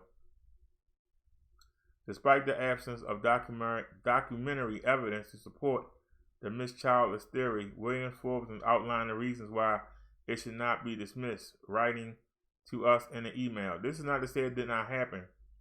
I am saying I didn't find this evidence. And where might this evidence be uncovered? Would Sanders have acknowledged? Might the African American family have kept a recipe? This is a needle in a haystack because it happens so often to African Americans who were denied the opportunity to read and write, and thus were unable to document their culinary practices. Although we have no evidence to support the claim, it is possible that Sanders did directly steal his fried chicken recipe from a specific African American woman who may or may not have been childless. If it did, it's also possible that no documentary evidence of that act of plagiarism ever existed, or if it did not survive. Alternatively, Sanders might have borrowed and taken elements of several fried chicken recipes, perhaps some of them invented by or passed down or shared between African American women. In that way, many recipes evolve and change over the years. Miss Childress might simply be a stand-in or symbolic victim in the wider legacy of appropriation and intellectual property theft that characterized most of the cultural relationship between whites and blacks in the earlier 20th century America. Until and unless we attain concrete evidence that clears up the uncertainty, we are issuing a rating of unproven. Whew. We reading some long articles today, boy. All right. Did that answer y'all question? Check the chat real quick. Whew.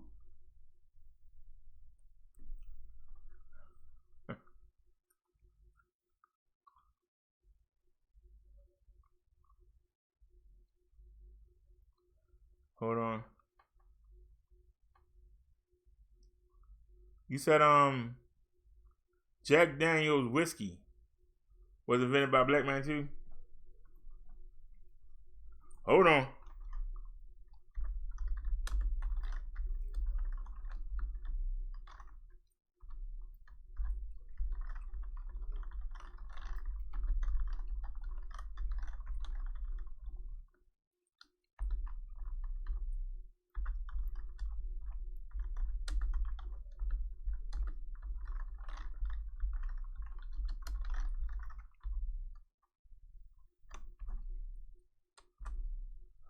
Right.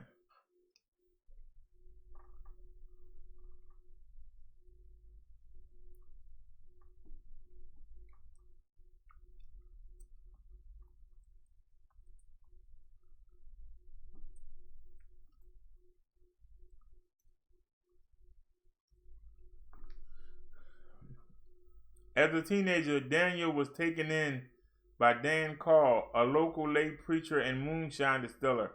He began learning the distilling trade from Call and his master distiller, Nathan Nearest Green, an enslaved African American man.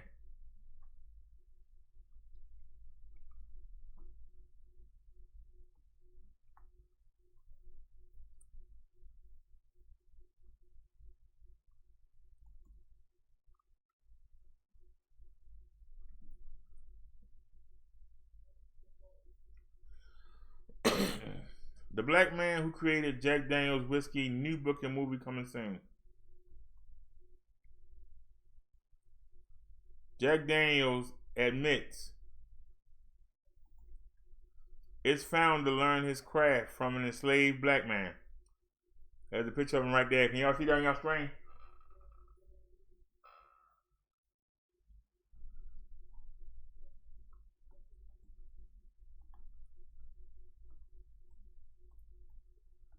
You might be familiar with Jack Daniels whiskey brand, but it was a black man named Nathan Nearest Green who taught Jack Daniel an ancient African technique that filtered liquor through a charcoal mellowing system. This technique is what gives Jack Daniels whiskey its rich flavor and taste. Now you might be familiar with brands such as Diddy C-Rock, which grosses $8 million a year, but today the Jack Daniels brand is owned by Brown-Forman Corporation and has a yearly income of $3 billion.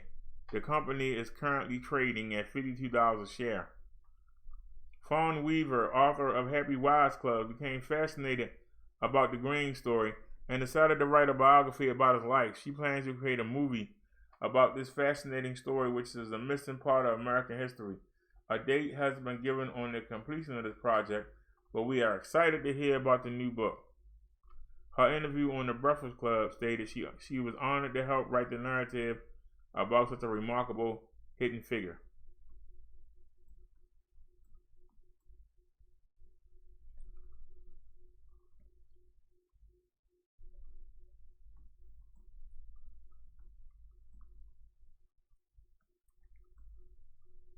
Okay, can we get back to Nathan? Here we go. Nathan Nearest Green was a kidnapped African who was forced to work for a slave owner named Dan Carl. Green was born in 1820 and was from Lynchburg, Tennessee, and considered the first master distiller. After emancipation, Green continued to labor on the kidnapper's land and taught Jack how to create whiskey. Green's son George sits next to Jack Daniel in the picture. It's one of the only pictures of him in existence. An actual picture of Green is unavailable. Debbie Staples is a great-granddaughter of Green and recently retired from working at the distillery. But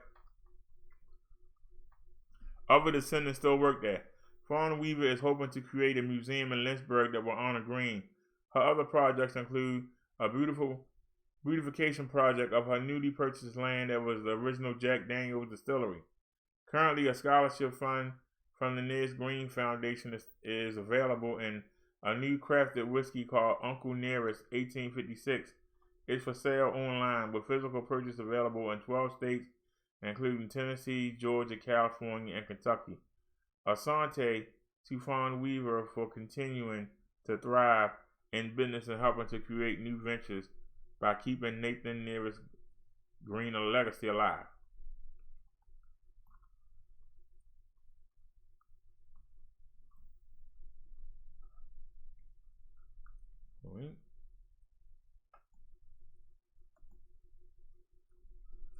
All right, the driver, you are correct.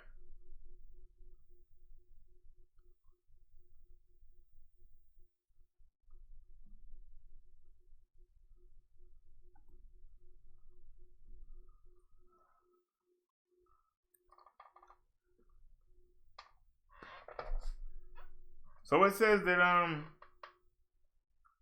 that Nathan teached the white man who was a distillery an African technique about using charcoal to filter the whiskey.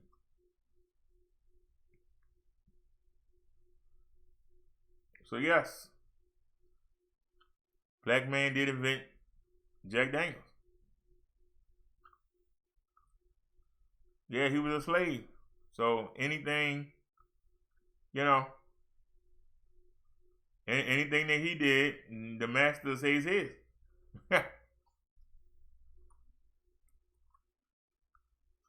I'm just saying. Y'all getting any other ones? I know a black man invented the traffic light.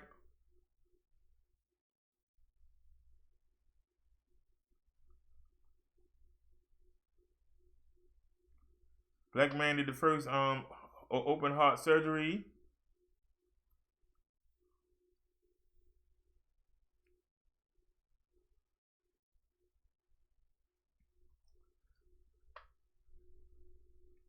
We bring these things up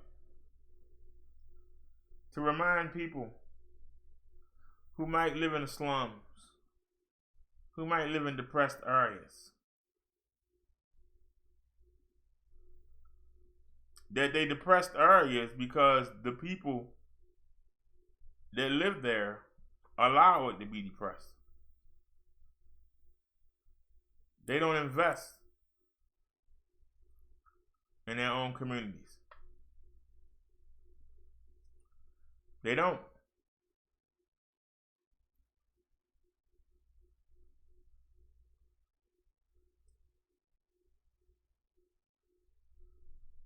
And instead of saying, you know, I live in a slum, I live in a rundown part of town,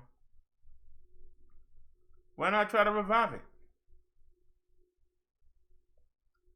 Instead of just complaining, why not get out and make something happen?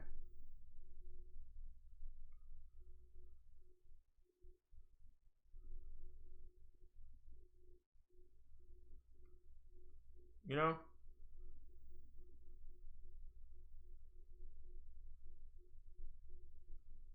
That's all that I'm saying. We got one more thing to look at. We keep hearing, and I said it myself. I've said it myself.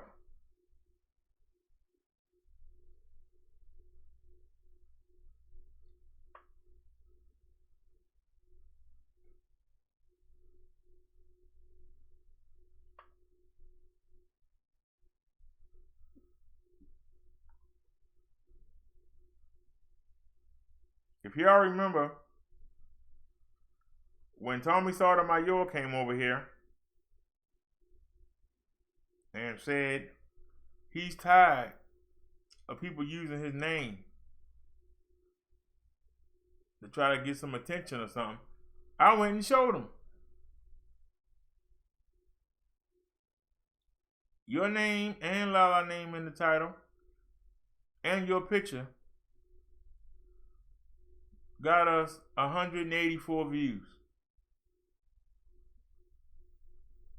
When we used a regular thumbnail and we had Lala's name in it and just the word Tommy in it, it got us 134.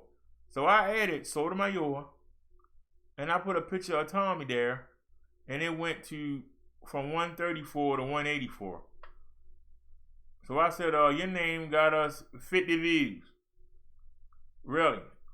He said, that's because don't nobody want to watch no retard. And I said, well, that's funny because 2,000 retards watch you buck dance in front of them every night.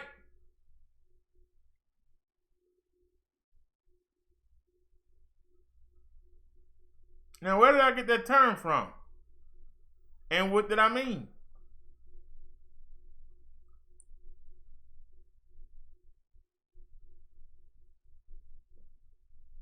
Buck dancing, to my knowledge, is a real dance. It was a dance that was done back in slavery times. I believe it's similar to clogging, but it was a more goofy, where clogging was more, you know, trained. This was a more, oh yeah, you know, you just entertaining. It was something the slaves did. They had to fit like, you was entertaining. So when somebody say you buck dancing, they say that you are entertaining the white people. That's what buck dancing meant to me.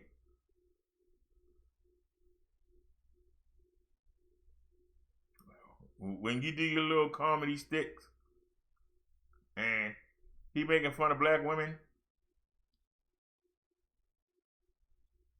He buck dancing.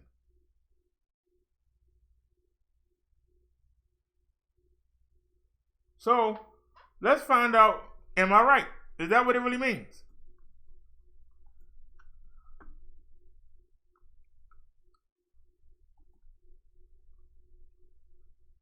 I pulled this at random. We don't read these ahead of time.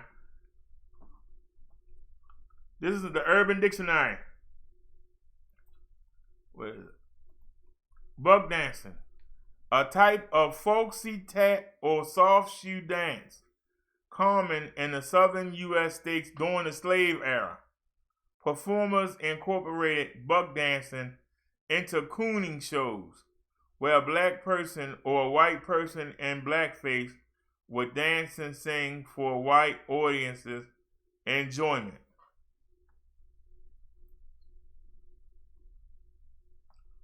Anything else here? Nope. Let's give us the definition. So I'll read it again. Buck dancing, a type of folksy tap or soft shoe dance, common in the southern United States during the slave era. Performers incorporated buck dancing into cooning shows, where a black person or a white person in blackface would dance and sing for white audiences' enjoyment. So I was correct.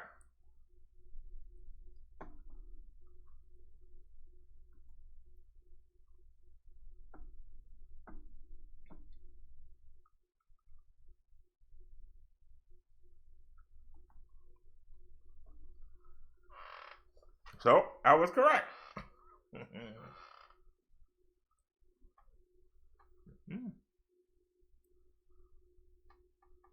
Anybody have any comments?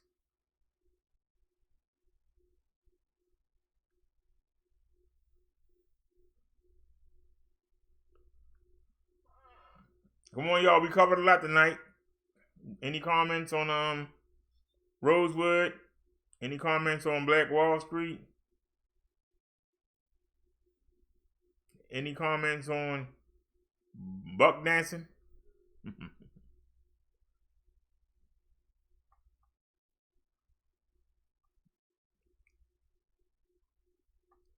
See that y'all over here, we have issues we can talk about.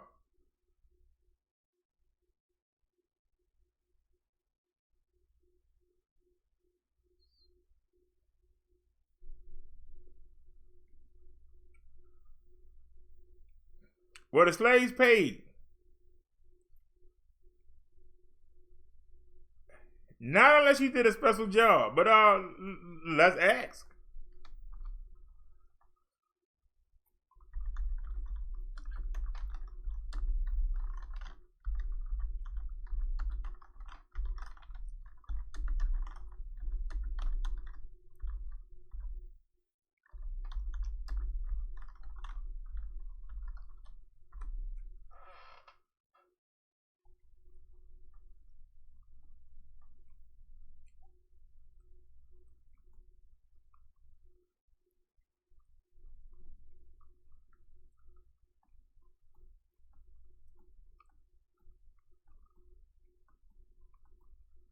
All right.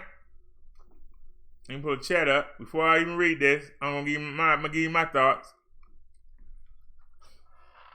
Were the slaves paid? No, they were considered property. But if you had a particular talent, the master might give you a couple of pennies. If you ran the house and you ran it immaculately, slave master might show his appreciation and might give you a couple coins. If you was a fighter and they used to like to fight slaves, especially the Mandingas, watch the movie Mandingo. They say the Mandinkas were the best fighters. And it was hard to get a hold of one, and when you got one, you built them into a fighter, and you went and you fought. You bet, the slave masters would bet money, and other people would come bet money, and If you won, you were given money. Slave masters might be real happy with you and give you some money, and you save your money up. You can buy yourself some nice duds, or you could buy your freedom. If you earn enough fights. Y'all remember Chicken George from Roots? He used to fight the chickens. He was trying to earn his freedom.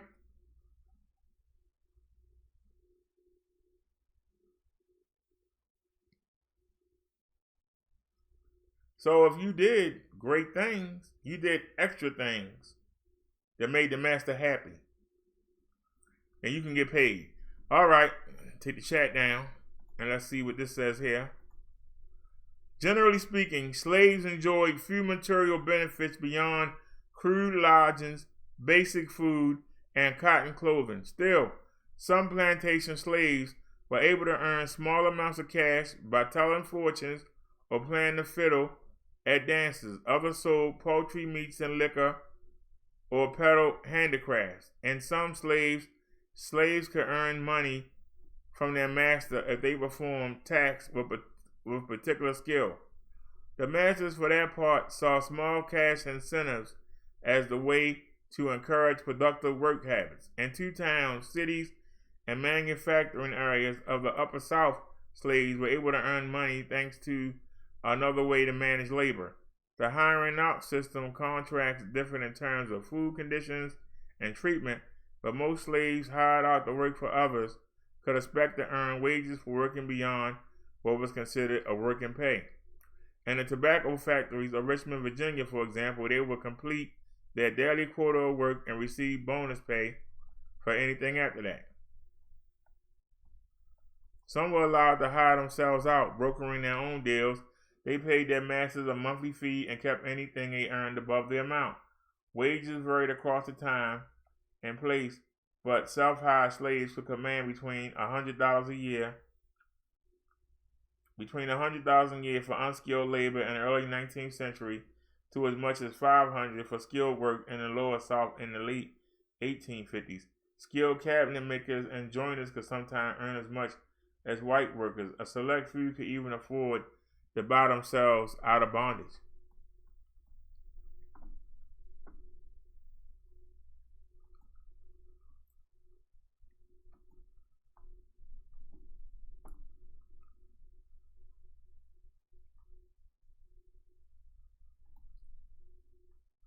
See that, y'all? We just learned something. Naya says, why couldn't those things be rebuilt? Well, that's what I was asking Naya. Why they didn't rebuild them? Why haven't we rebuilt it since today? You had 1904, you had 1921. We in 2020. Where is there a Black Wall Street at anywhere in America? In 100 years, we still don't have a district.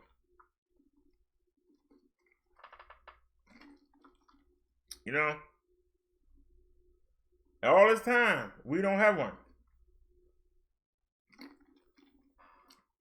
Isn't that crazy?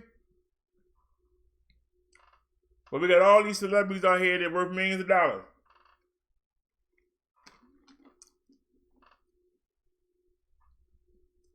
They buying mansions, buying fancy cars. What was the one guy that had 13 cars?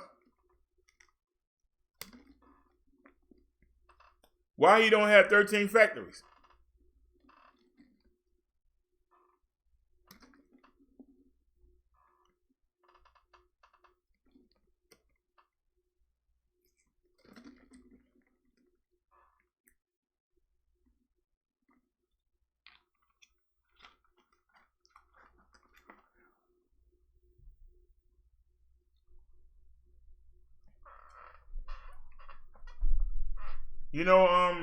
So somebody sent me a link of one of our old friends from Georgia. Y'all know who I'm talking about. Name starts with an L. She's doing videos talking about dipping shoes.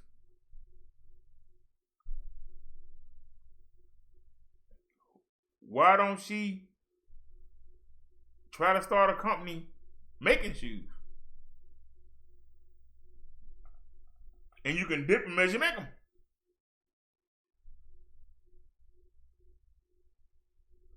But we don't think like that. We're going to let somebody else make the shoe and the shoe string. We're going to let somebody else make the tape you use to cover up the parts you don't want to be colored. We let somebody else make up the stuff you dip them in. We let somebody else make up the spray bottles that you got to spray the stuff on, and the little bowl you use under them so it don't get all over the house. Somebody else makes all those things, and we just do the dipping and then sell it.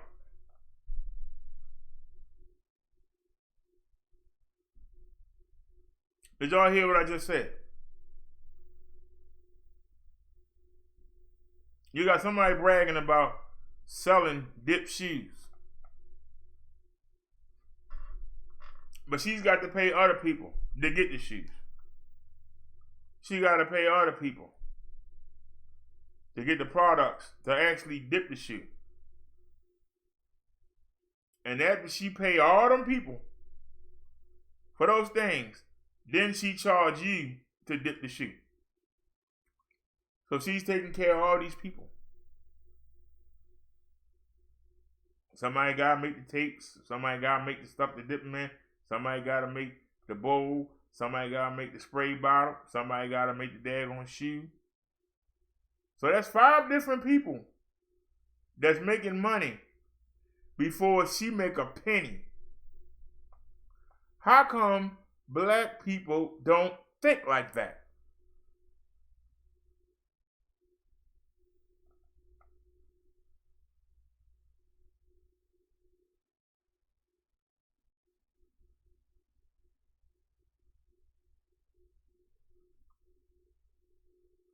Yeah, she doing a video talking about she dipping shoes.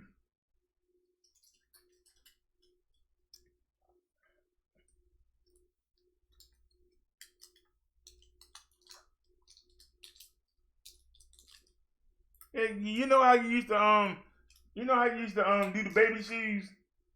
How you used to bronze the baby shoes? Now they got this technique where you spray. You put tape on like the heel and the bottom of the shoe. You know, the white rim around the bottom. You cover that up. You cover up the tongue. And you take out the laces, and you take 2 bottles and you spray. Apparently, you just keep spraying around. You got to do it at the same time so they don't run together or something like that. And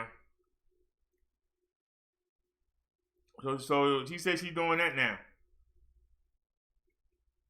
My thing is, why do we just want to be the last part? Like if I'm a comedian, never occurs to me to buy my own club, but I'll go work in somebody else's club and make them money. If I'm an actor, never occurs to me to start my own acting company, but I'll go attend your acting school and then I'll try to be in your movie, but I'll never think to make my own movie. Y'all understand what I'm saying?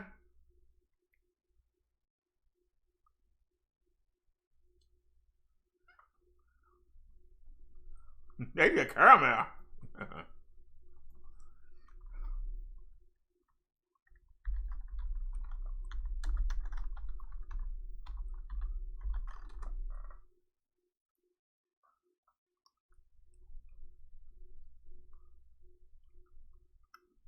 What?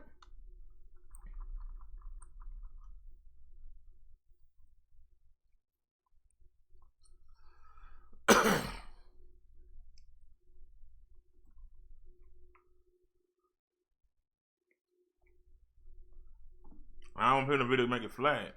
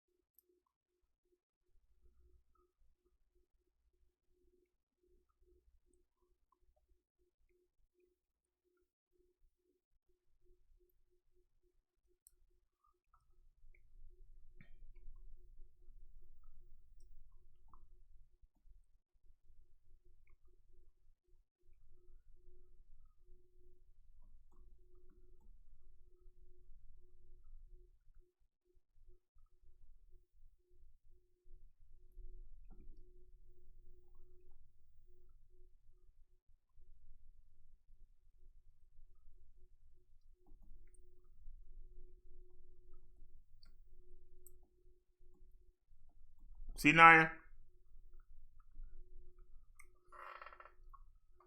Somebody charging $139.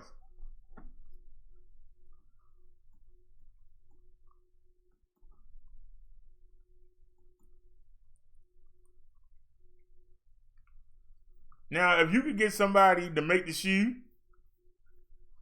shoestrings, make the equipment, and then somebody to actually make the dip, and then get somebody to sell it, you be cleaning up.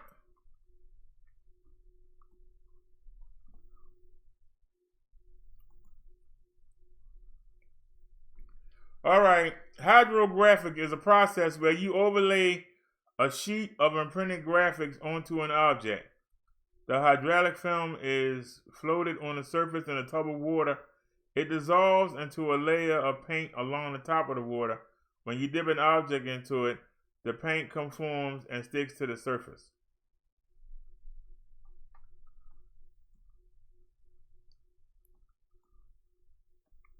I'm trying to find an article.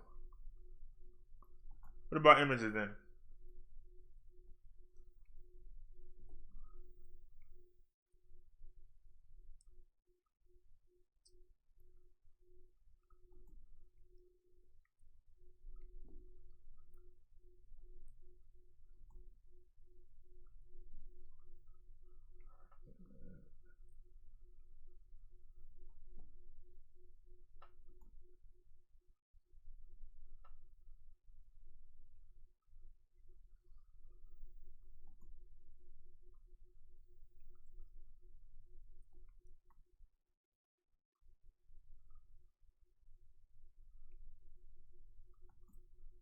That looks a mess.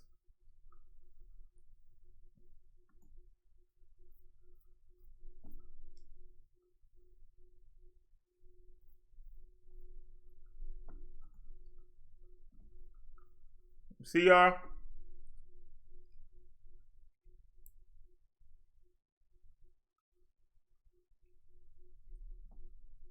Look at these.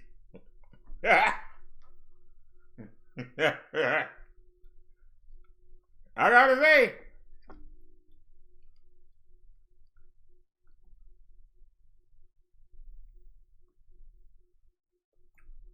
oh, check it out. Hey, Naya, would you wear those?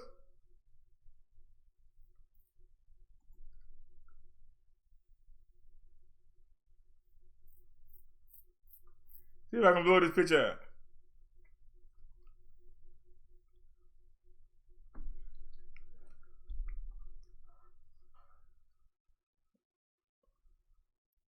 Here's what Adidas Ultra Boost looks like dipped in gold.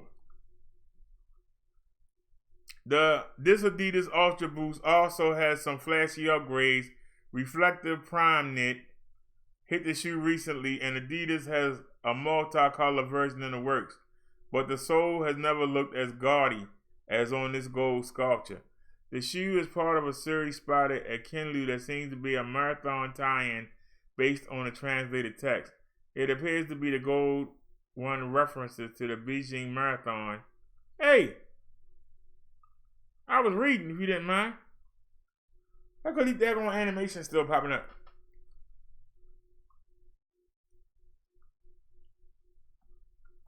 What was that?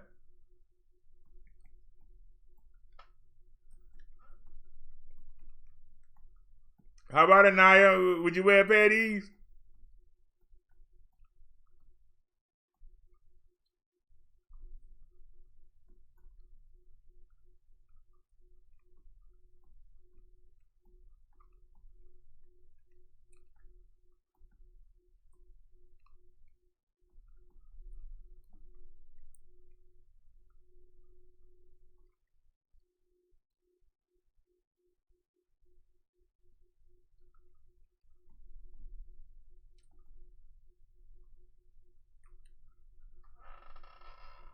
I hate to say that's a bad mama jama right there.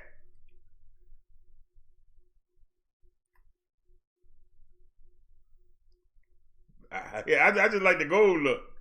Yeah, what do y'all think? Would y'all wear a pair of those? Naya said, I'll walk into a puddle of paint.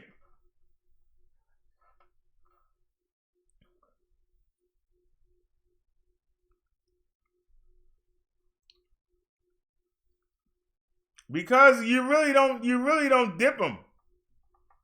You spray them. What she's talking about is you take 2 spray bottles and you spray evenly after you covered up what you don't want painted. You spray evenly and make a design. Now, I don't think she got anything look this good. Be honest with you. I don't think she got anything that look this good. That's a bad mama jama right now. I kid you not, that's bad right there. I wear a pair of them. I ain't gonna front. But hold on a sec.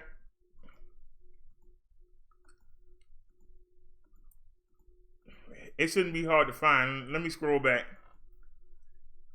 I don't know if it's still up on her community posts. That's where I saw that. I'm still subbed to her. Where's the community post at? Yeah, I wish y'all would visit my community post.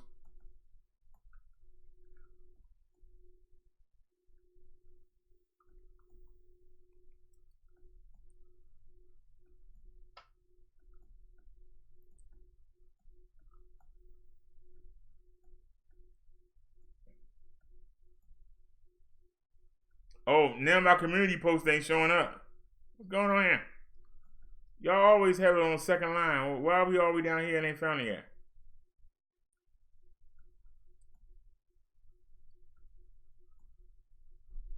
Hold on a second. Let me do a refresh.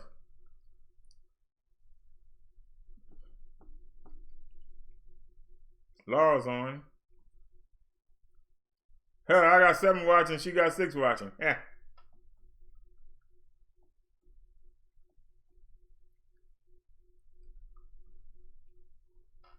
She changed it. Hold on. Sitting there for the longest time. Hey. Go to her community.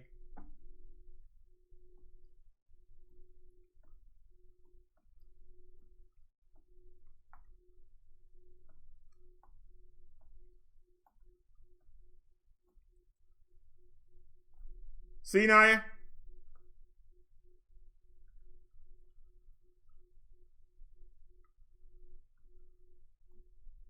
See? What we were looking at was professionals.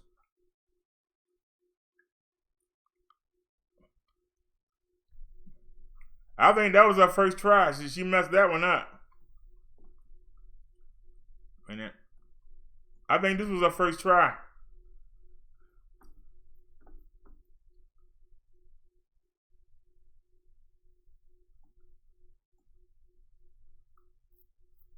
Now, see, she's saying dip, but I think she sprays. I think she sprays the paint on. But she says dip. I even dip baby shoes. This is so cute.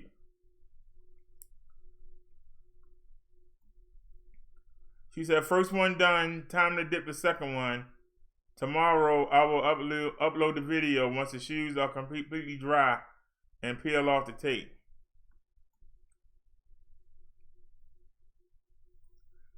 So when she peeled the tape off, see how she got it on the heel? The white part of the heel, that should still be white when you take the tape off. But she's just spraying 2 different paints at the same time.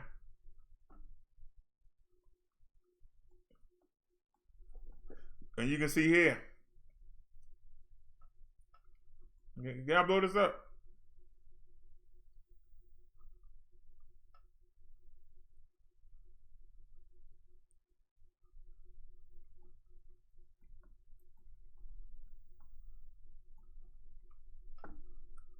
See what the chat say.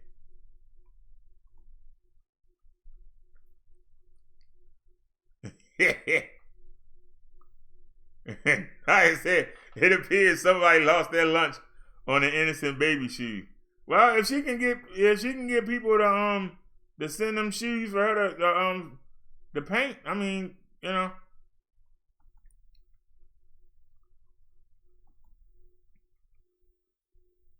But like I said, you know, if she charged, you know, $15 to do it, and the people that make the shoe, you know, is making 100 and something per shoe, you know, I don't consider that a even swap.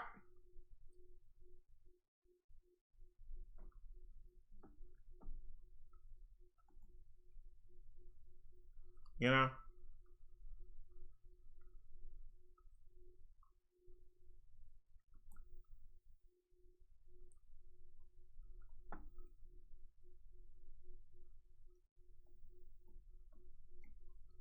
But like I said, it's a fad.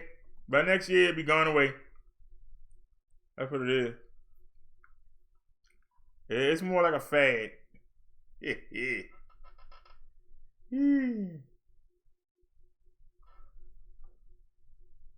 But I mean, you know, you can earn some extra income.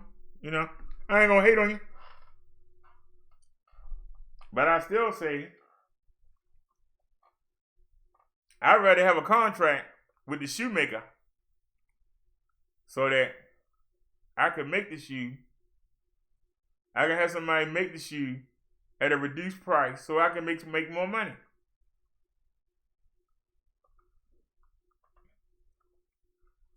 And then, you know,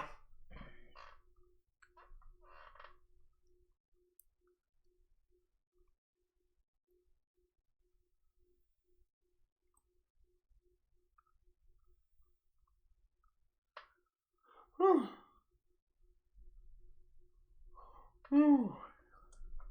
But I will say that stuff she was doing, I wouldn't wear it. But just going by them two pictures, that's nothing I would wear. But I mean, if you can make it solid, you can make a solid color. Now, if it was that gold, I wear them gold shoes. I ain't gonna front. Give me a pair of high top gold shoes. Give me a pair of high top Nike gold shoes. I'd be good to go. But I don't think she can do that. But if she can do what they did, make the whole thing gold, oh man, I'll be chilling. Hey, but look at him with the gold shoes on. Somebody better put a gun in my head. Kick him out. Kick out what? Kick out them gold shoes.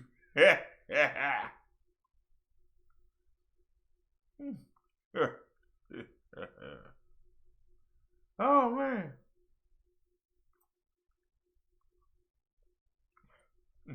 I just said she'll walk into a puddle of paint. Liz said that's not dip. Well, you saw it. She said dipped. I didn't. I think that she's praising. But she says dip.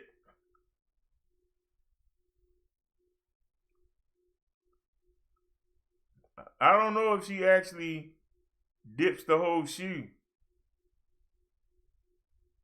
Cause I don't think she does the heel. You know, the white rim around the bottom of the tennis. I don't think she does that. I don't think she does the bottom of the shoe. I don't think she does the tongue.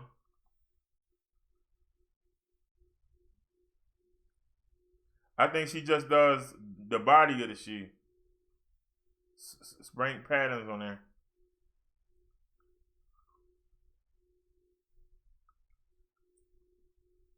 Denver says, laughing my butt off. Leon Honor is funny as hell. What the heck is a Leon Honor?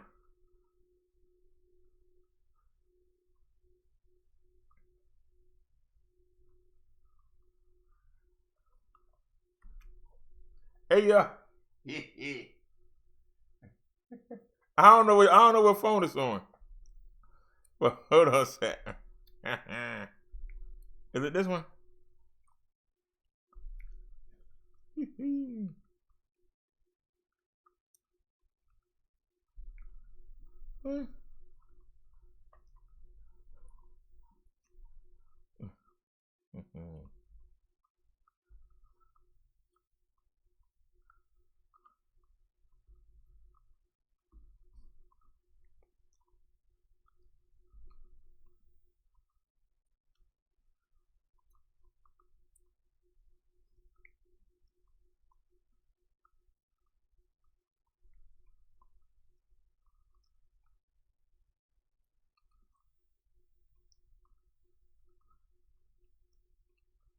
So it must not be this phone. Hold on, it must be the other phone. Hold on a second. It must be this phone.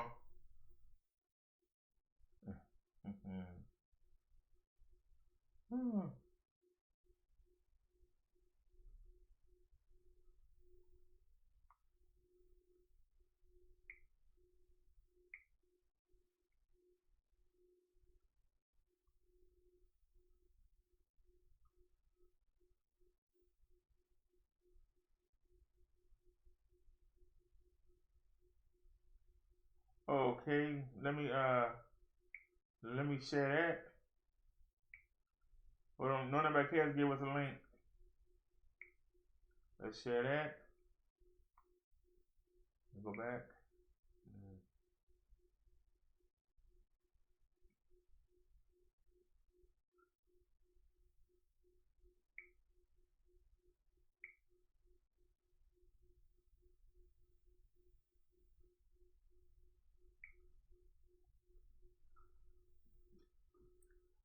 Alrighty, y'all. I got a surprise. Let me pick out a good song.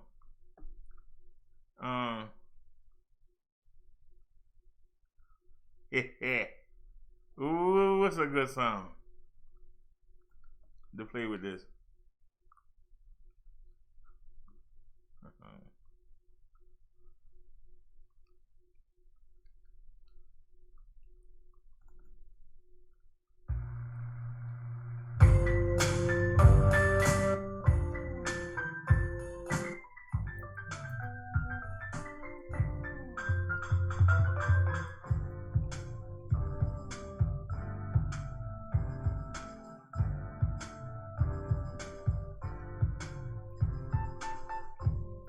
Can I find it? Where's G1 at?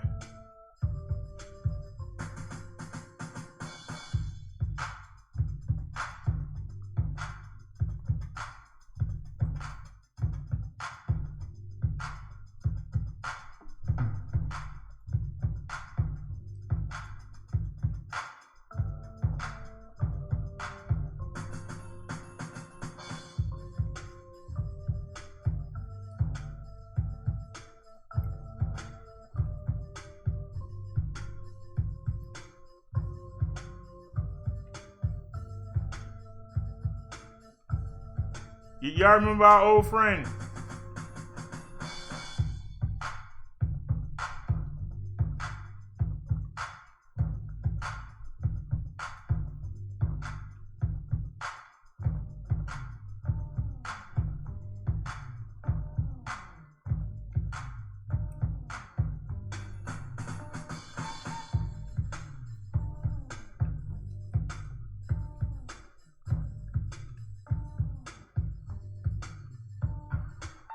On the Hollow in my Ville Park 38.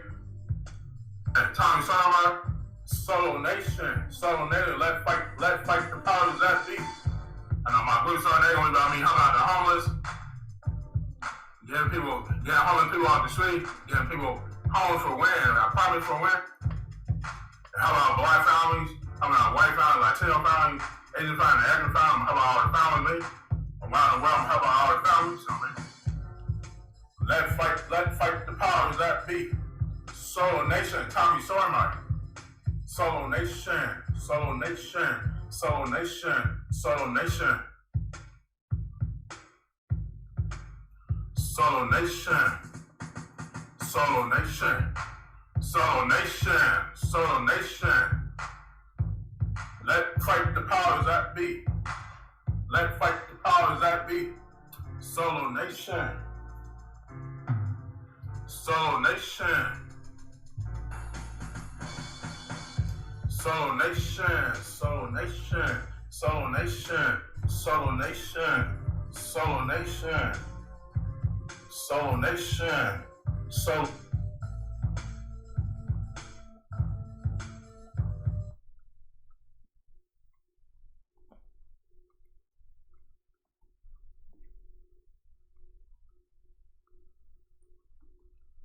Hey.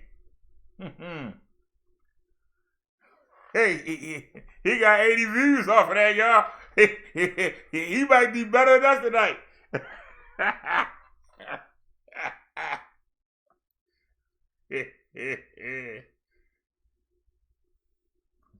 I think he gonna get 80 views. He got 80 views off of that.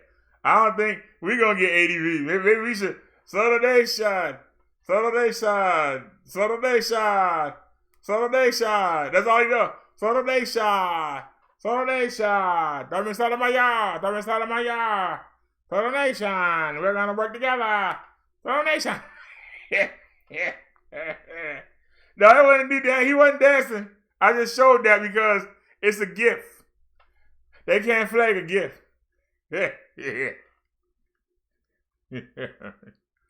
But I want y'all to know who that was talking. Well, that was him. Nation.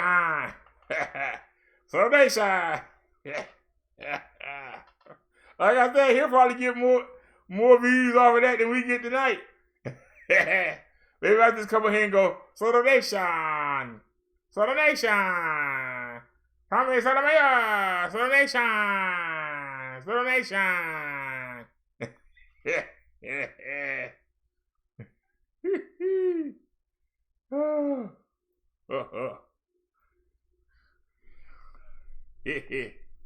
I just thought y'all might know what he been up to. That's all. Let's take a look at this story that No Name by Cass sent us. Is that video? Actually, we ain't showed the video all day. Well, good. All right, here we go. North Carolina, 16-year-old living at home alone after pot, meth, and 7 guns found. China Grove, North Carolina, a 16-year-old was arrested after deputies with the Rowan County Sheriff's Office said they found marijuana, meth, and firearms inside a home the juvenile was living at alone. The investigation began when the sheriff's office got a tip that the teen was living alone in a home on Pine Ridge Road after a parent's arrest and was using drugs and getting a lot of visitors. When deputies went to the home, they said they saw evidence of drug use, so they obtained a search warrant for the property. During the search, officials say they found 21 marijuana plants growing in a camper, 84 grams of marijuana individually packaged, 44 grams of methamphetamine, 3 handguns, 2 rifles, a tactical shotgun, and an assault-style rifle. Let me close that ad. The 16-year-old who investigators say was already on probation and has possible ties to street gangs was taken into custody and charged as a juvenile. The team's name has not been released. No other further information has been made.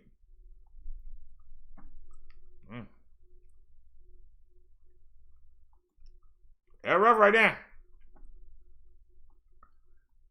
You got any other news?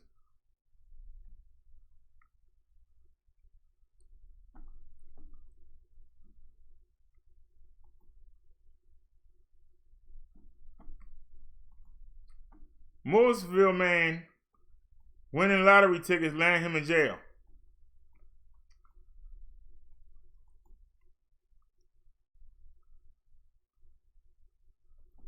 That's rough right there.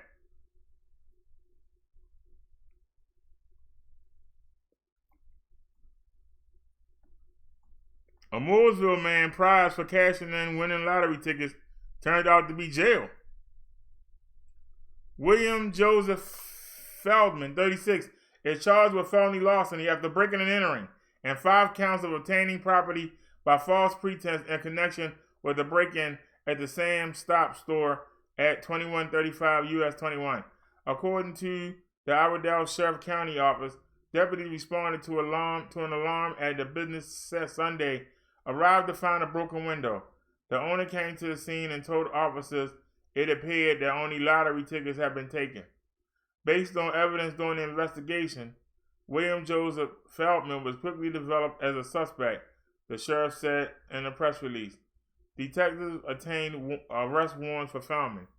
The 5 counts of obtaining property by false pretense are a result of some of the stolen lottery tickets being cashed in at various locations shortly after the breaking and entering, the sheriff's office said. Iredell deputies arrested Feldman after stopping his vehicle Monday on US 21 near Skinville Road. He also was charged with driving while his license was revoked. Feldman was given a $25,000 bond.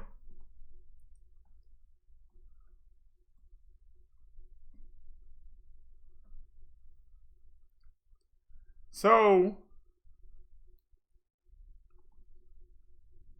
let's get this right. He stole lottery tickets. And he hit. And guess what? He cashed them in. And the lottery company was able to tell what store they came from and who they issued them to. And it turned out to be he had the tickets from that store. They were able to trace. And you know, when you hit big, you got to show ID. So they were able to. That's rough right there. Yeah.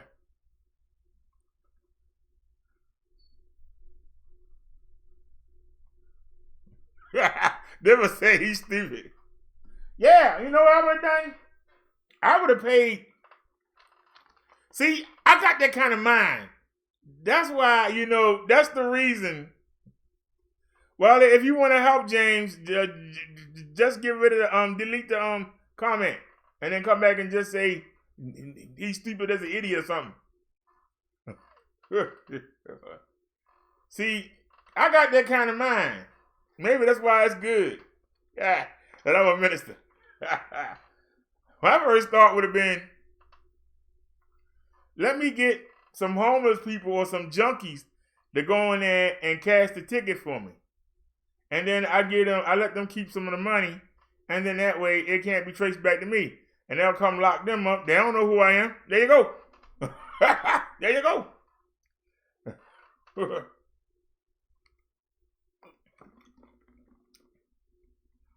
Now, y'all don't realize there's a reason why you don't see the trolls coming over here. And I'm going to show you why. But they ain't going to tell you. There's a reason why the trolls don't come over here. Look on your screen. I need y'all to look on your screen for a second. Look at these words that are not allowed. These words are blocked. So when they come over here, they use any of these words, they get blocked. Only people that have wrenches will get these words through. We got the S word, we got the F word, we got the B word, we got the A word, we got the F word, long and short, we got the D word, we got the L word, and we got the she, he word. We got them blocked. So we don't have to worry about them. And also, they can't post links or hashtags. Only people with wrenches can. In the comment section, hold the potentially inappropriate comments for review. So if they say something nasty, it's going to automatically hold them. And you won't be able to see them. So,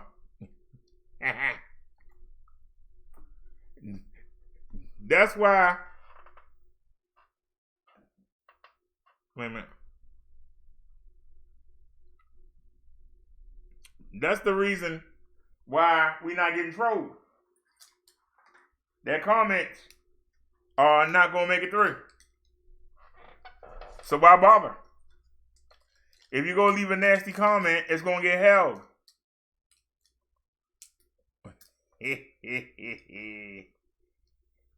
Now, it's been that way for a while. I just came across it. I'm always coming across something, you know. I spend a lot of time Trying to come up with a way. You know, when you don't have the money, you use your time. And you try to come up with different ways of crossing them up. So only y'all can cuss. I was thinking about taking out the word, adding the word fat, dumb, simple, ugly. They won't be able to do nothing.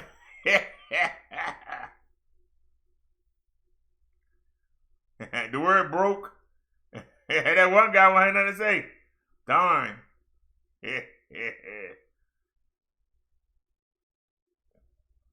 You say you couldn't see it? Let me find out what's going on here. Let me log in.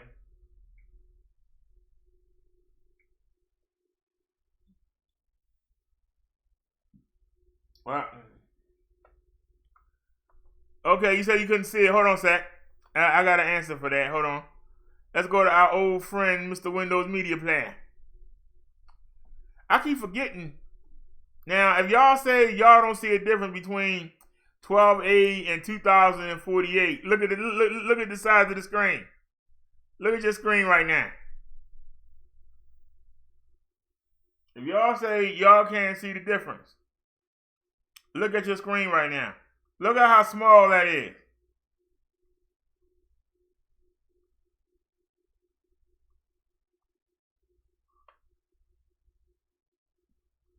Look at how small that is, y'all. Now, I gotta stretch it to the screen and then bring it over. See? So for those who say they don't believe, that's proof right there. All right. Let's go back in. See, that's y'all right there, the moderators. That's the people that's blocked. Now, these are the words. And I'm going to add some. We're going to add broke. We're going to add the P-U-S-S word.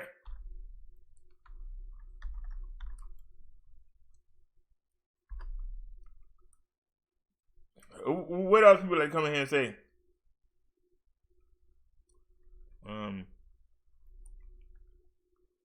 Oh, ugly.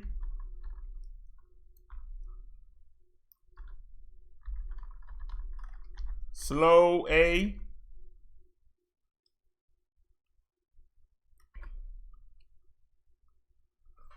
Let's go to save. And hit save again.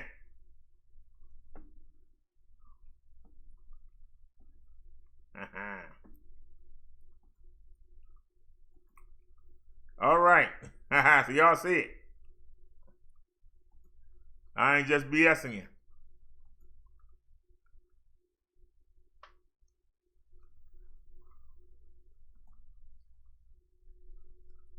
We figured out how to outsmart them. That's why they don't come. They can't do nothing.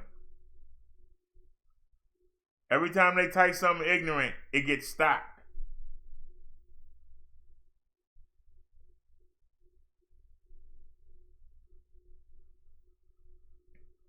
All right, Liz, have a good night, dear. Thanks a lot.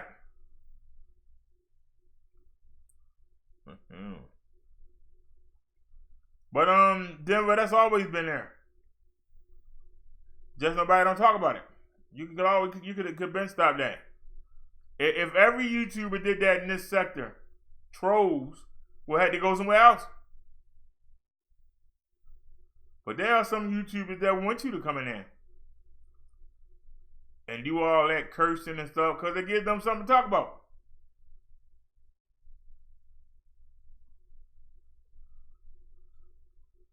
I'm really glad I was able to get to the market. Y'all saw that truck that was sitting outside. It was ice particles on the grill. And it was sleeting. And I consider myself fortunate. I did not slide. I did not slip not one time. I consider myself fortunate. There was a lot of salt. When we were going up the road, there was salt on it. Y'all heard me comment on it? Which ain't gonna do nothing for the bike paint, but it kept us from sliding. Like I said, we didn't slide not one time the whole way. So I'm very fortunate. What I want to do know is about the wind. Who watched the show? How bad was the wind?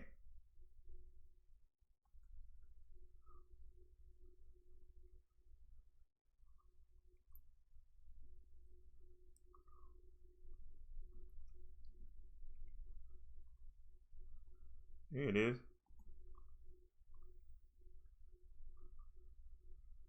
Critics rave Bad Boys for Life.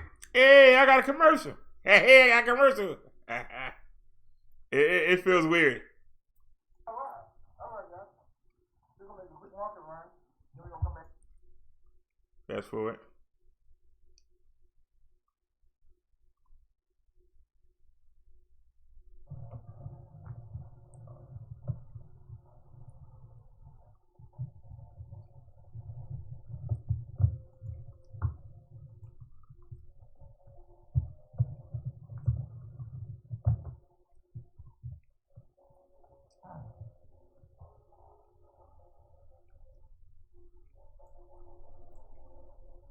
I don't even want it back yet.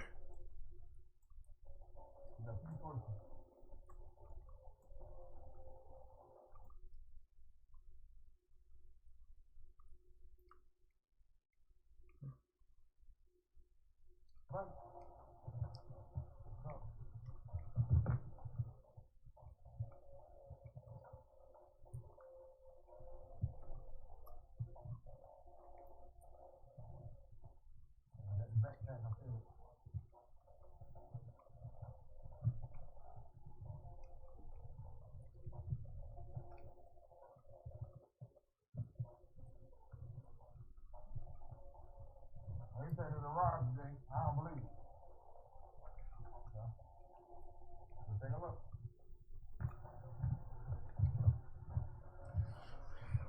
All right, so let's find out, y'all.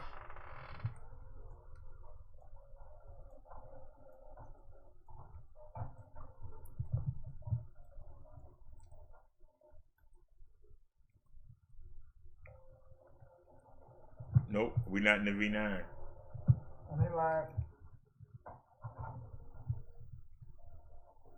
that's not even for me. That's only a pop for me.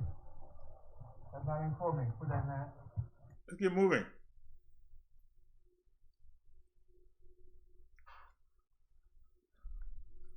And this ain't regular rain. This is hell. It's sleep.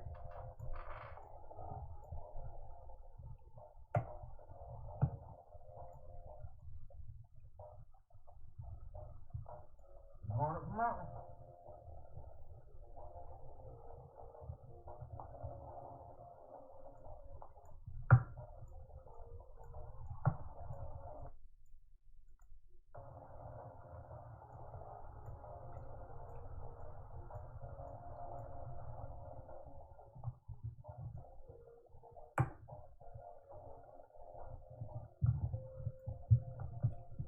You can see the light on the ground right there. Is that doing any good is the question.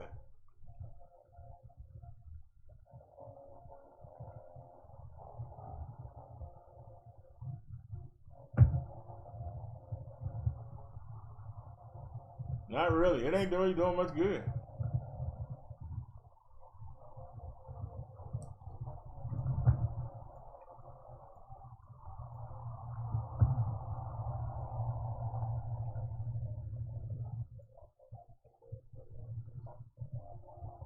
Now I raised it back up to 4K. Is it looking better or worse?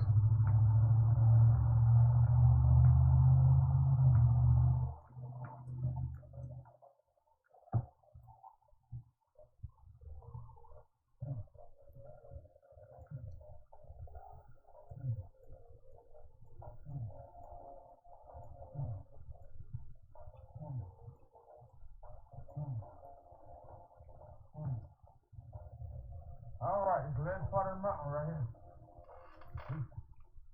here. Yeah, that mountain gets on my nerves. I'm so glad I ain't got walking no more. And it's time to go down here.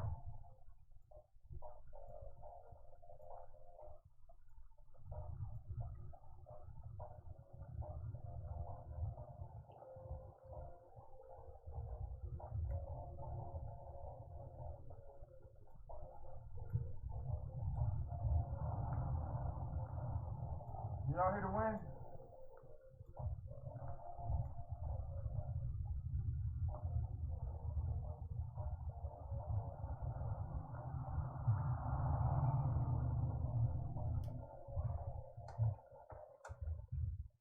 Everybody said the wind was bad. On that big bump.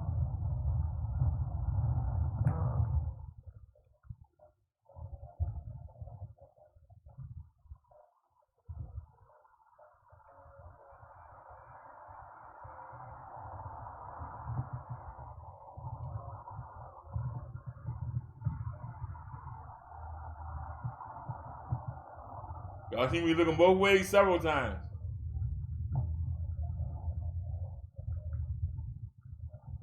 Oh, they put the salt down. That's not good.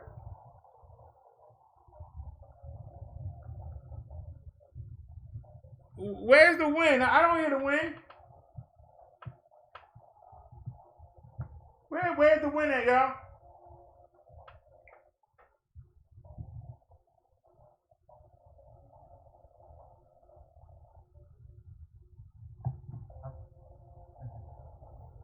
There you go. When we get back, our show tonight is gonna be on Hey, Tony. Wallstreet And Rosewood. Where's the wind at, y'all?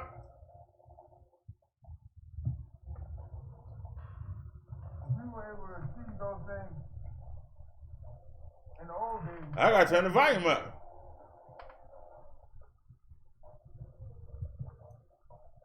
how come they never rebuilt it? Where's the wind at? And I keep hearing this term being thrown around in this sector. Buckdancing. I can hear myself. What does it really mean? What does buckdancing really mean? That's going to be our topic for tonight's show. I'm looking in the chat. Y'all can see it too. I don't see it. No way about the wind. With this weather like this, So let's speed up some. We in the store.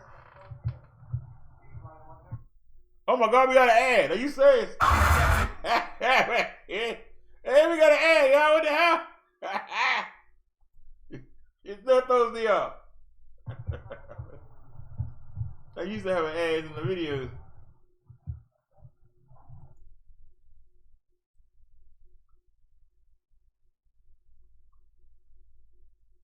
there's a form of that.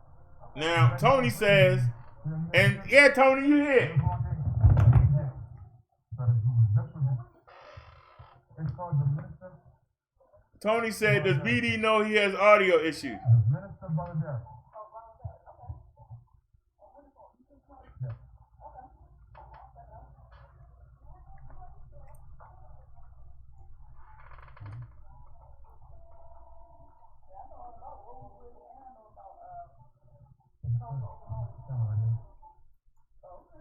That's the security guard I'm talking to. Yeah, that's what we're going to talk about tonight. Well, thank you, because I asked you to use that. See that? Never know. Never know when you can now. They look bomb? I thought you said on fire.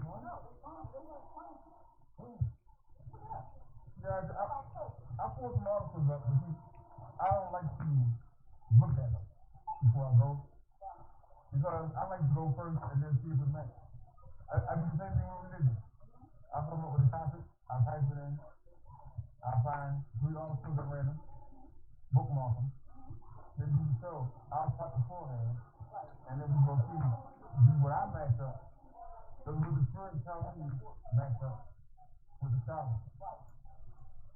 But I am more than one. But I like to see you go up like that. Yeah. Yeah. Hey, Naya. You said you thought that rookie mode. What are you talking about?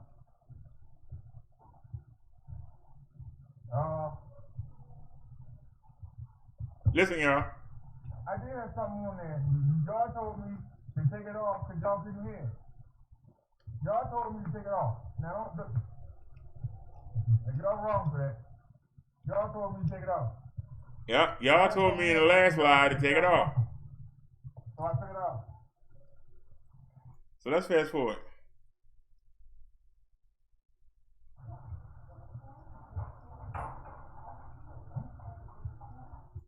All right, now we in motion.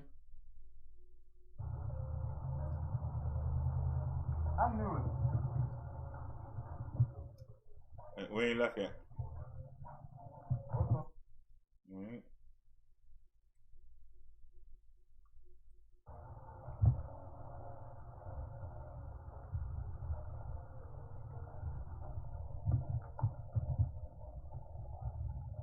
Watch, I ain't gonna go nowhere. It's gonna move.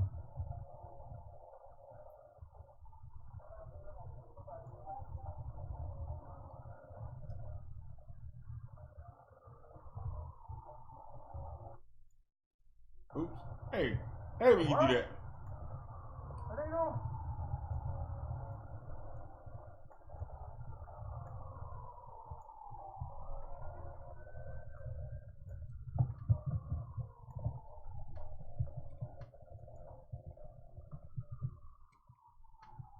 I was acting stupid.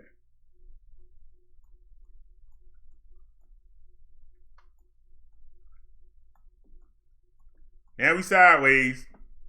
I hate when they do this. But I just want to hear the wind. Where's the wind at? Hello? Come on, man. I'm trying to hurry up and get home. I'm listening. I don't hear no wind.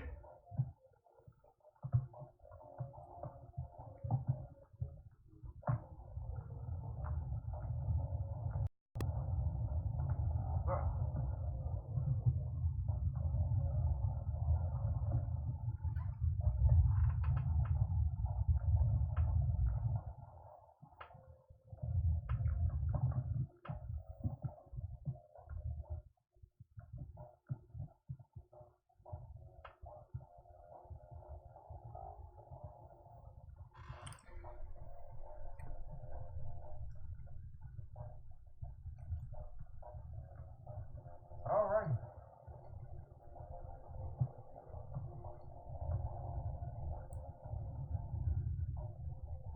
Yeah. I'm trying to hurry up and get home. All right, Liz said you're muffled. Sound like you talking into a pillow. And then it's not raining.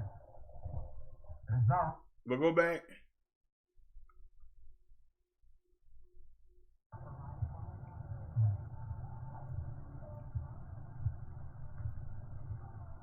What are you doing? Thank you. Everything that got on me, man.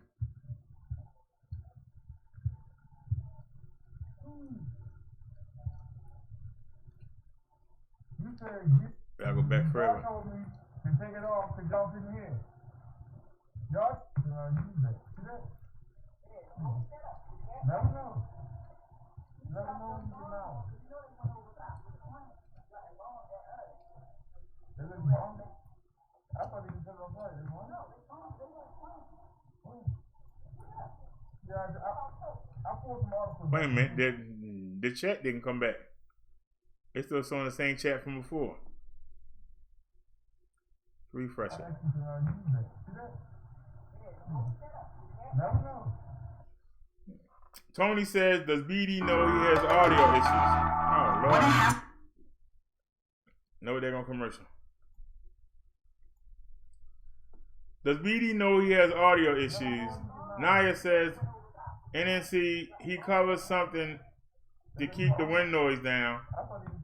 And then he said, not sure, Tony. Wonder where the Cavalier mic went. I think that was his name. I don't like to look at them before I go. Because I like to go first and then see if it matches. I do the same thing with religion. I come up with a topic, I type it in, I find 3 articles at random, bookmark them. All right, so the next time we go out, and then we go see what I match up. Naya said, I believe he tapes it over. With the topic. But I am an ordinary minister. But I like to see what I match up. So the tape worked too well? Is that what y'all saying?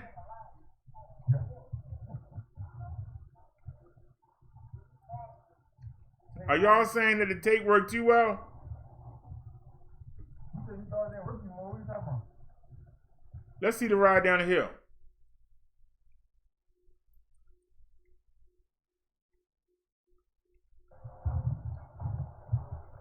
I went too far.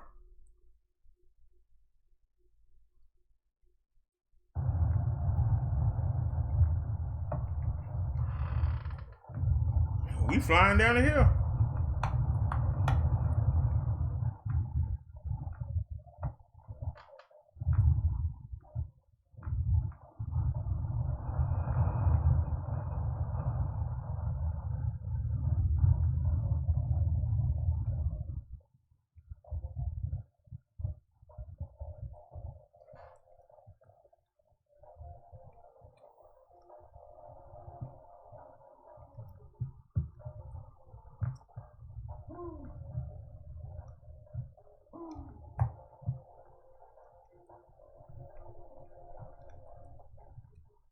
That's how we made it. Thank you, don't let my parents, because I was going to go to the store. And I got double the stuff. Well, I can hear.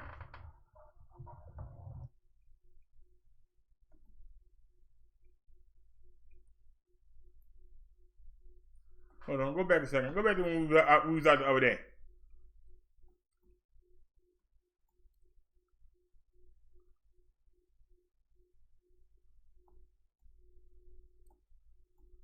Shucks.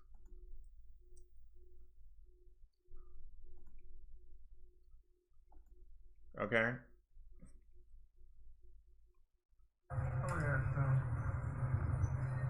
Now this is without the tape on it. But let's get down. Let's get outside. You ready?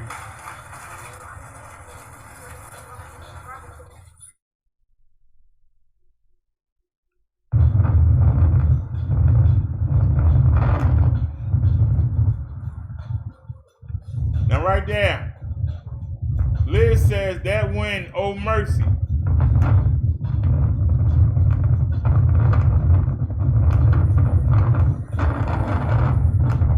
Listen to that wind.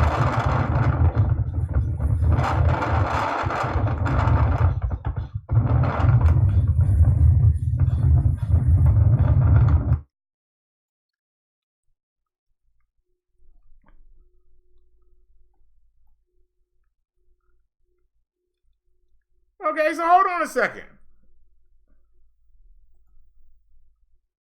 Now, y'all heard the difference.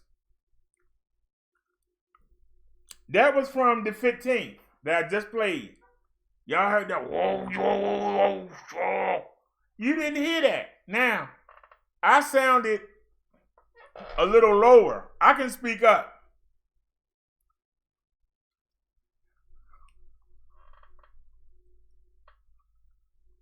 Is anybody still here? Where everybody go?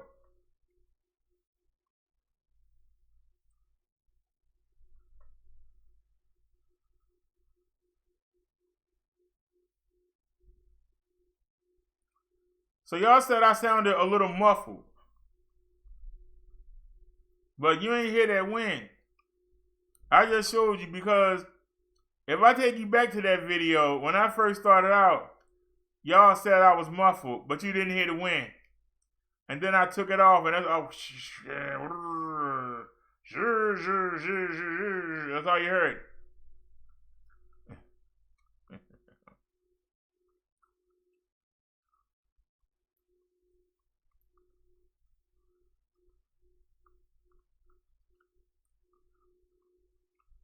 Hello? Did we get flagged? Hello?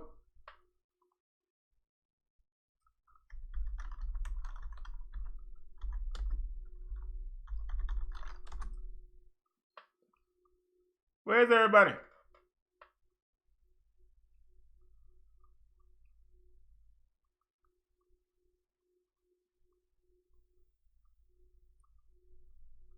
How come everybody stopped talking?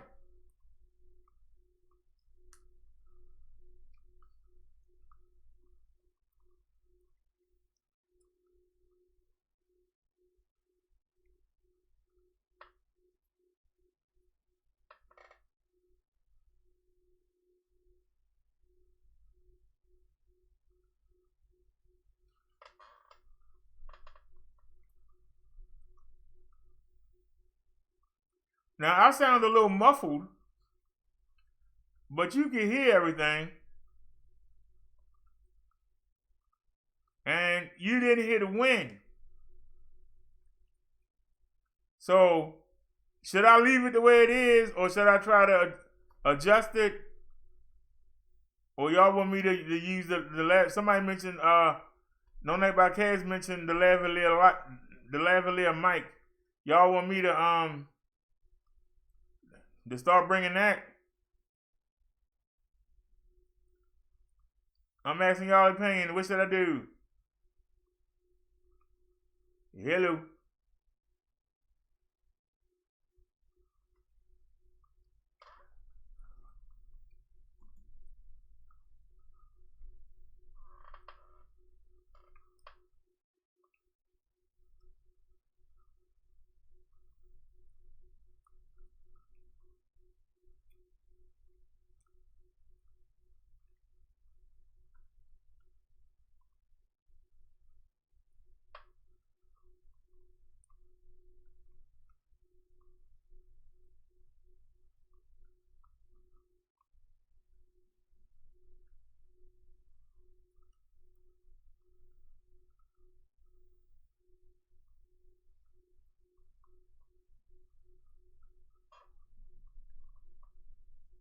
Hello?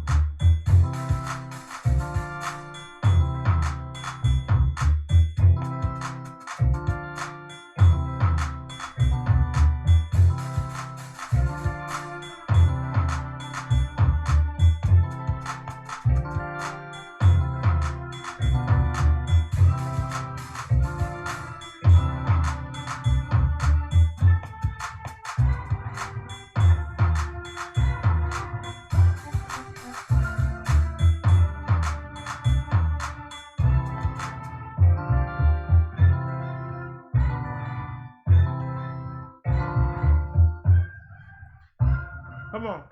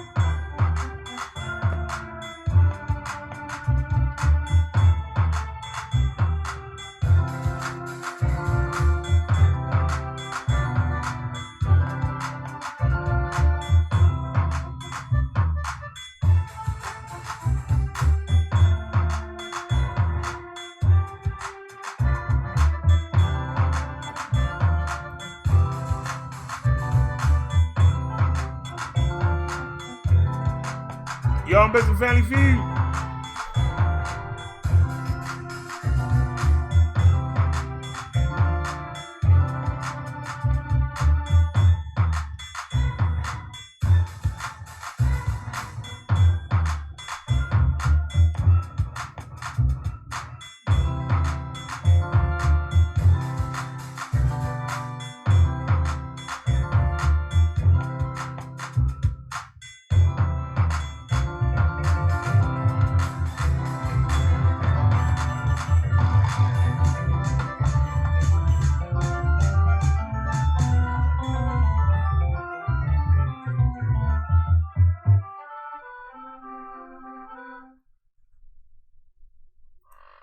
Oh, I love to make music.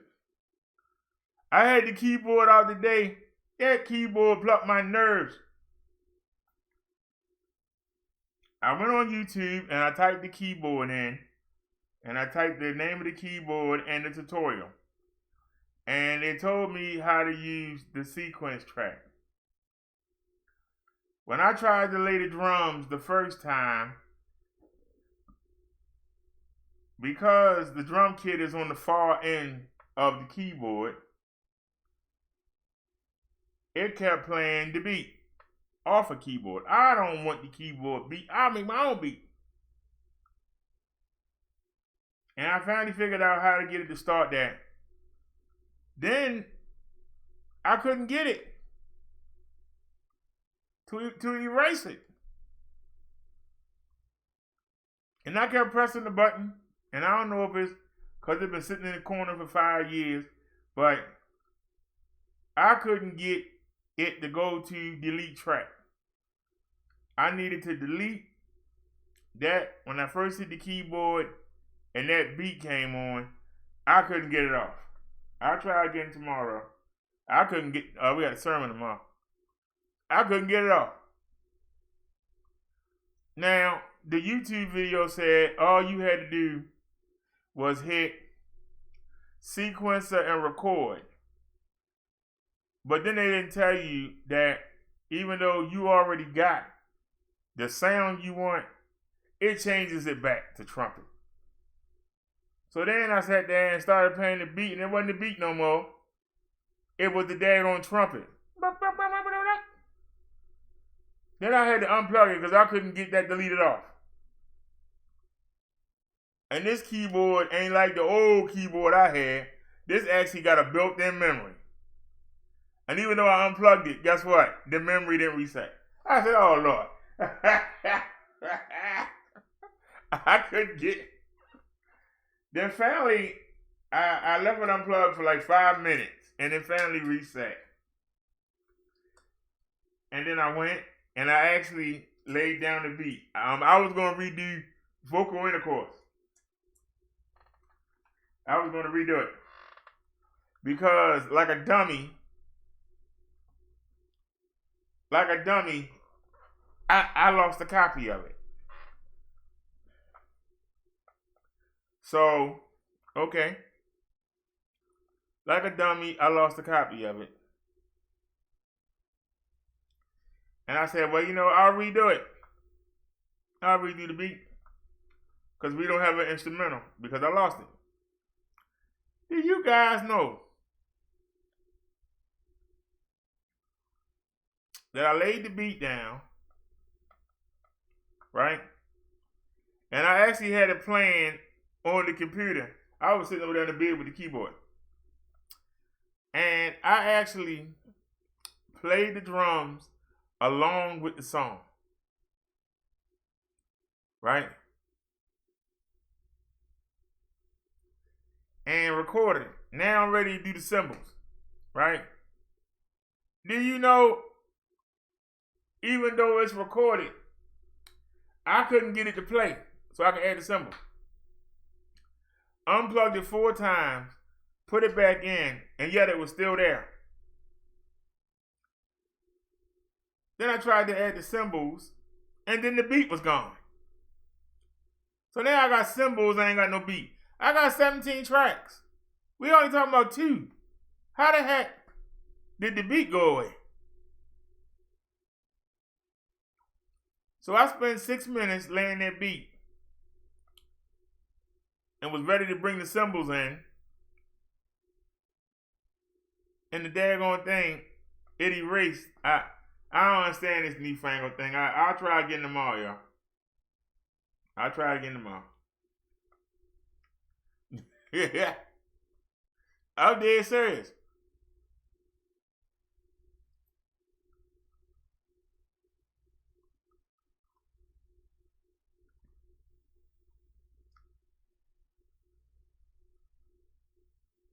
But I gotta say,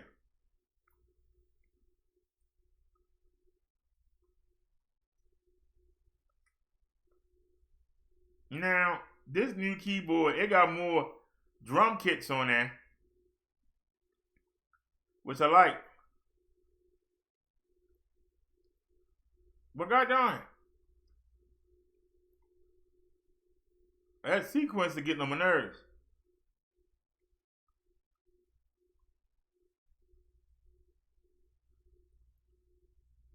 I was thinking about looking on eBay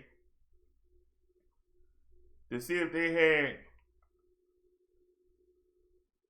an 8-track. An 8-track.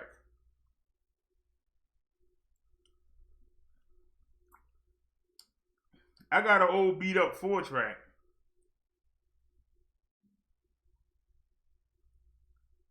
For those of y'all that don't know what an 8-track is, it's basically, it takes a cassette tape and lets you record 8 different tracks on it.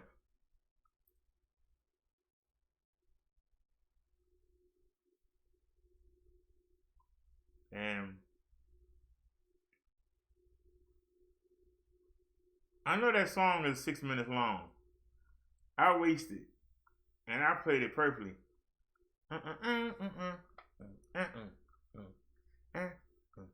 It's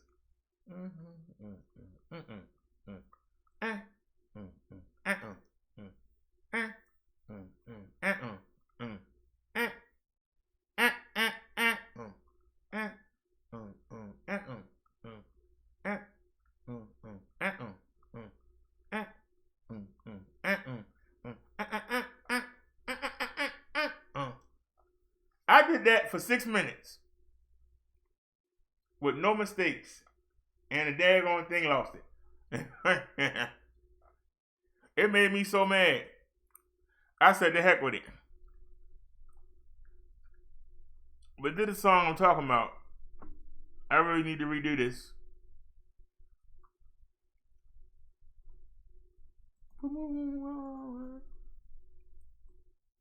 Y'all know the song.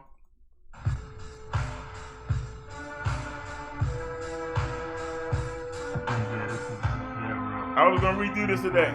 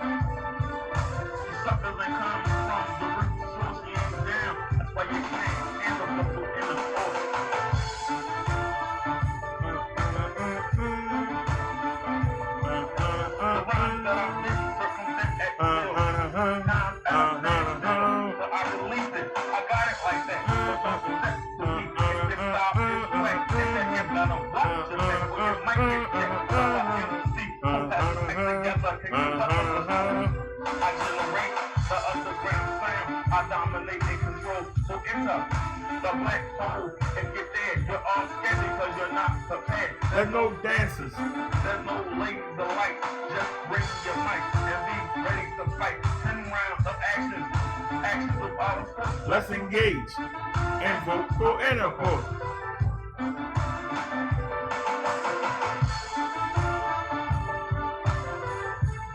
If y'all got a sound system, turn the bass up.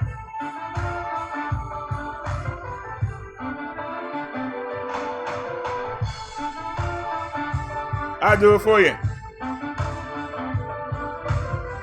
I come to save the day. Ready for whatever. Thinking I don't think you'll give this a vote to a support. You can't win. This is a battle of wits and skill. And you hip-hop artists don't fit the bill.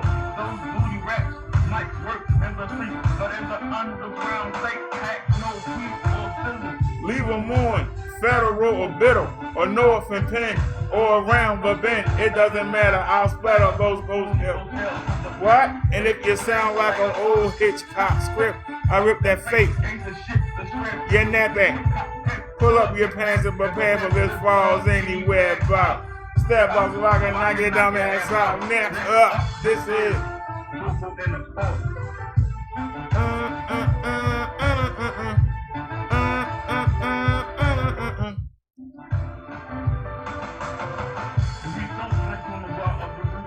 I know you can't bang and vocal in that chord.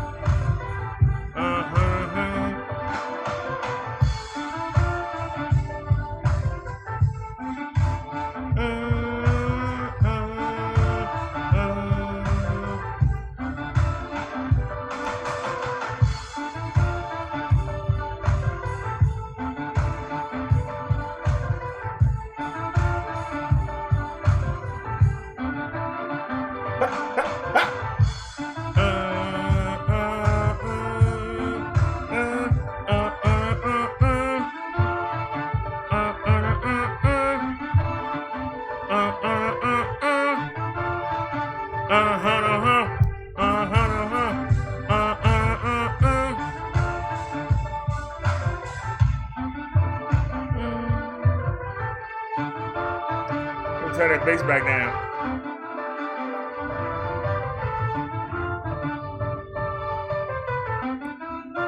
Turn that bass back down.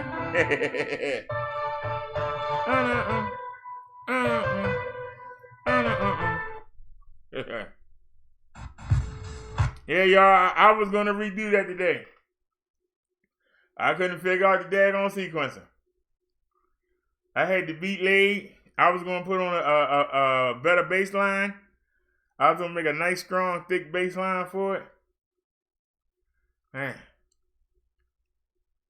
I was gonna do it again.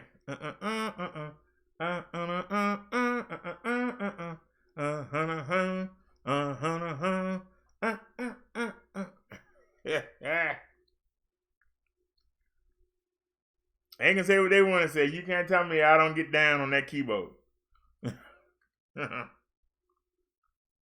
And not one day of training.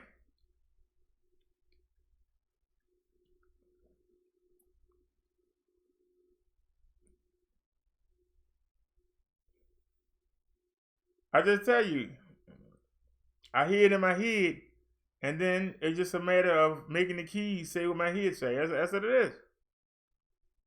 I don't need to learn the A note, the B note, and the D note and all that. I got the sound in my head, and then I just gotta put it down.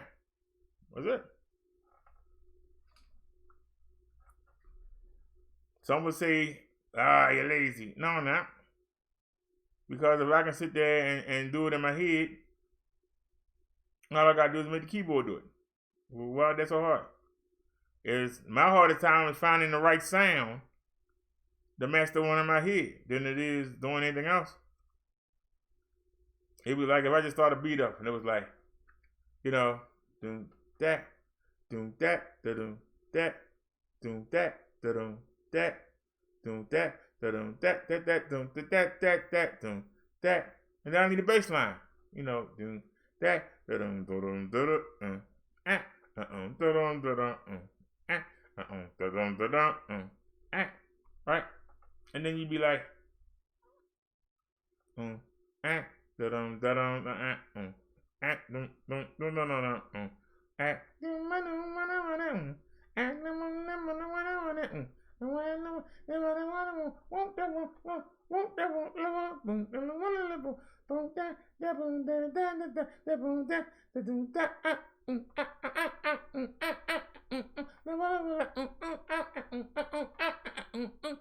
it's got to put it on the keyboard.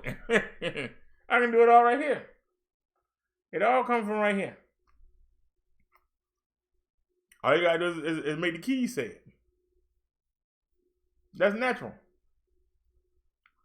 If somebody got to train you, now if I had to play somebody else's stuff, then yeah. But I can think it in my head.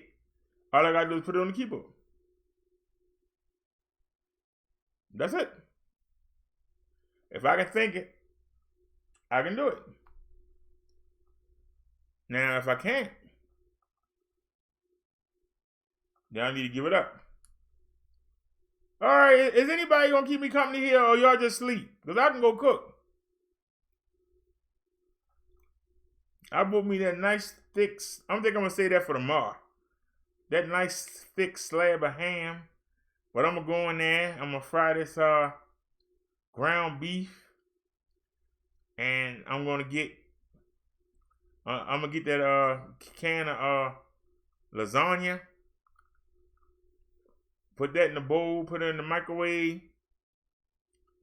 Then I'm going to take the lasagna, put it in the pan with the ground beef. Mix it all up. And then I'm going to make lasagna stir fry. Doesn't that sound good? Doesn't that sound good? We're gonna have a pound and a half of ground beef. I'm gonna cook the lasagna because it's in the can, Chef Boyardee. We're gonna put that in a bowl and put that in the microwave for like 4 minutes. Right? I'm gonna be cooking the ground beef in the pan at the same time. Then we're gonna empty out the contents of the lasagna onto the ground beef. We're going to let it cook for 4 or 5 minutes. Then we're going to take it out and put it on the plate. Doesn't that sound good? Doesn't that sound good, y'all?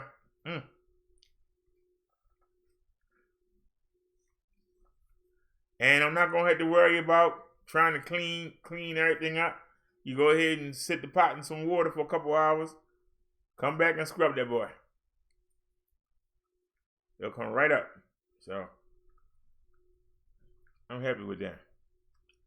Man, that's a long title. Jesus is God, Ministries with Minister Derrick. Man, that's a long title. I mean, it's long. It's longer than everybody on the page. Hey, Gabe, what did he do now? Let me look. He said a new BWS. Is that all he said? Yeah.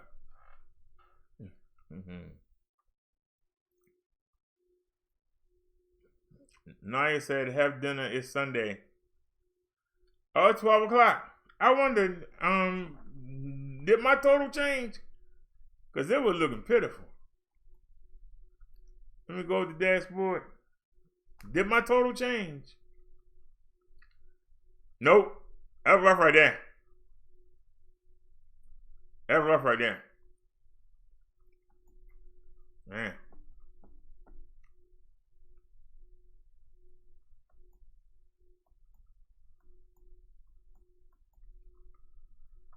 I'm trying to figure out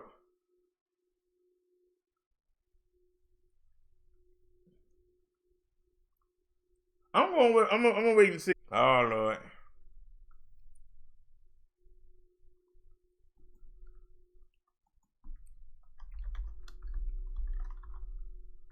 We disconnected, but we still here.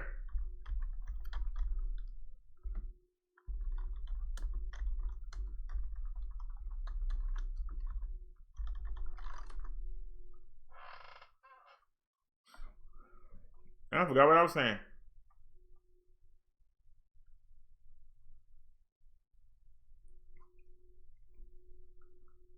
Go find something to watch. See if I can get caught up on that MLW.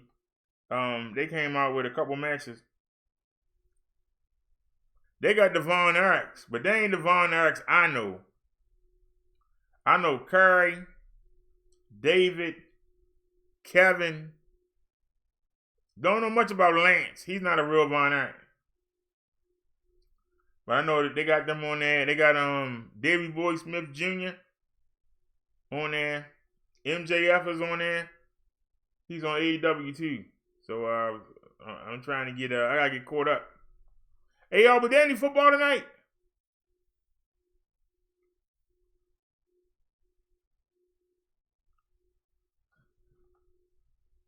Was there any football games tonight? Or we done and we heading to the Super Bowl?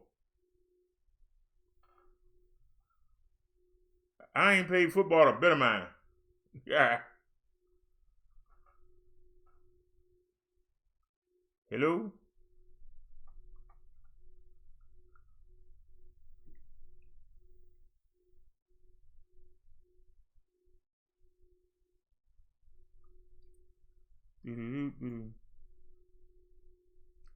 So anybody have any thoughts about the comments that we covered tonight? Anybody got any thoughts?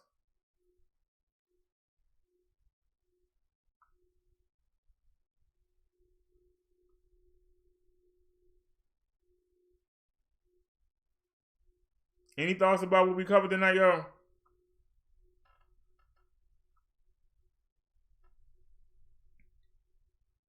Anybody have any questions? Anybody have any problems with the Sunday sermon tomorrow? We doing the gospel of Mary Magdalene that wasn't included in the Bible.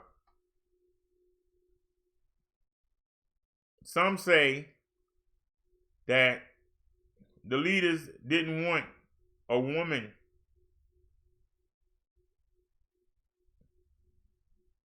to be the 13th disciple, and that the other disciples were looking to her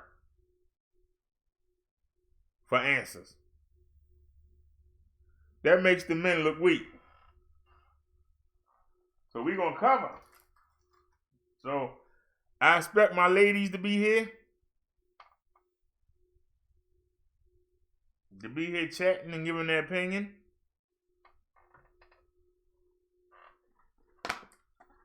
And we'll discuss. Should that book be in the Bible, and should Mary be given credit as being the 13th disciple? Like I said, I'm talking about with that game Saturday night. I know the day's Sunday now, but with that game tonight.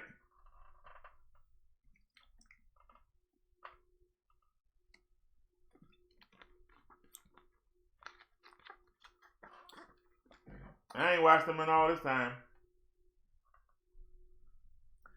I'm going to look and see if there's an alternative to... I'm going to look and see if there's an alternative to OBS. I really enjoy the OBS for its simplicity. But I'm wondering if maybe is it time to move on. The XSplitter is a resource hog. That's what it is. It's a resource hog. Now, as far as us watching, the movies on the website, which y'all don't never come for anyway,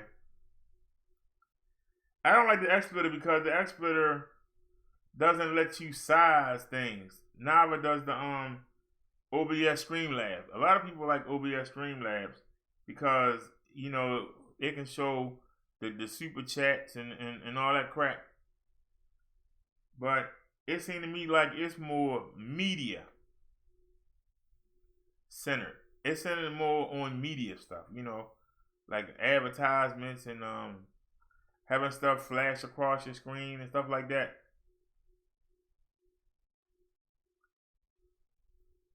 But when it comes to actually putting the stuff together, I like the way the OBS is set up. It's simpler for me.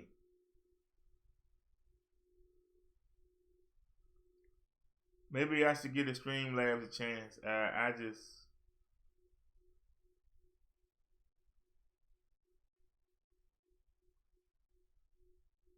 There should be a way to bring that stuff in. I should be able to get you know, I should be able to bring that in without having to use it. I really like using the OBS. Like I said, I ain't figured out how to connect the website, the two websites to the OBS. I ain't figured out how to do that yet. I know it's put the RTMP, and I need to get into that. That's why I say this never gets boring. Anybody that can say that YouTube is boring is a lie, because there's a million things that I don't know how to do and would like to do. And we just go one at a time, and we just step it up. One at a time, one at a time. We just step it up. You know? So like I said, we had 2 disconnects, but it reconnected. I reinstalled the OBS. And I cleaned out like the movies that we never watched. I deleted them. Joker and all of them. Deleted all the movies that we never watched. Free up some space to get the computer. You know, more power.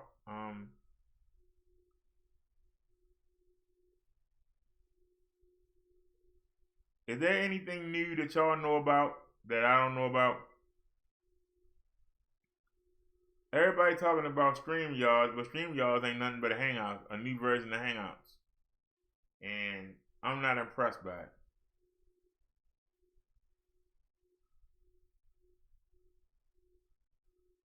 I would give up too much. To me, StreamYards is a step down. Big step down. Wouldn't be able to, you know, show the animations and, you know, I'm still trying to learn how to put Chrome into the OBS and be able to control it. If anybody knows how I can do that, let me know. Because when we go on Chrome and I show you something full screen, or if we are watching something on Windows Media and I go full screen, I can't access the chat.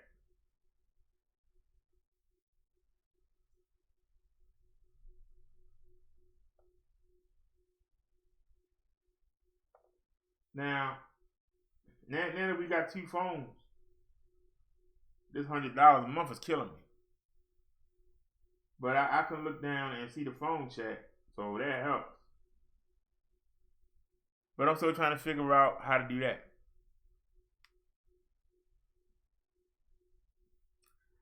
Oh, let me ask y'all opinion. Y'all see that the badge came with this rope, with this shoestring rope. What do y'all think would be a good chain? Now you know, I ain't got much money, but you know, it don't have to be real, but you know, something like stainless steel, bronze. Should I get like a leather? You know, What do y'all think would look good with this badge? Because y'all can see the cheap little string it came with.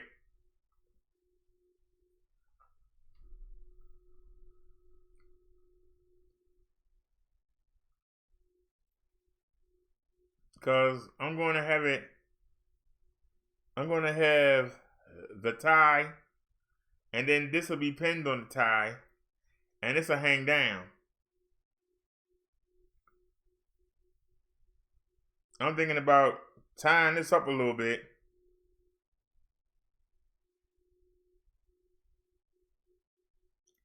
Is there a way to like tape it like that so it show? I actually got it taped.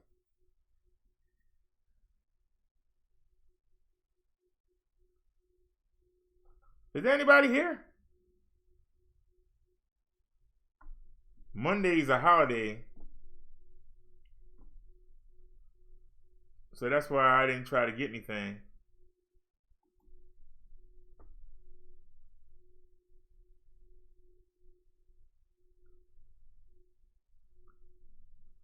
But since we sitting here shining, I like to shine. I like to get my shine on.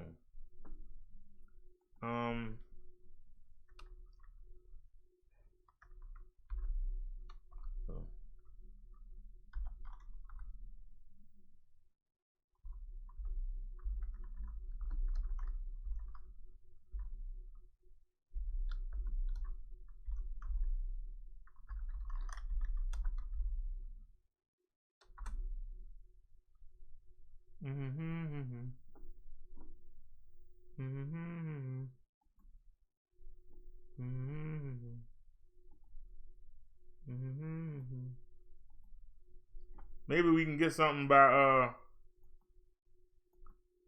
Wednesday.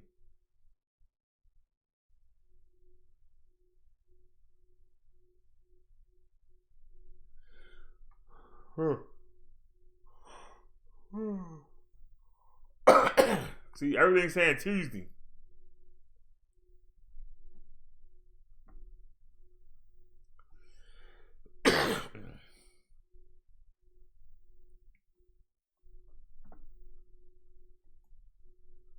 What about this leather?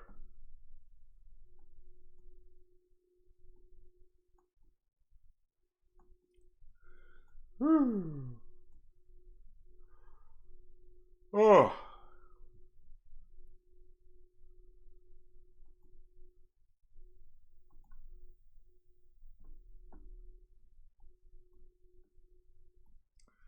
$4.99 shipping. Y'all lost your mind. And lost their mind.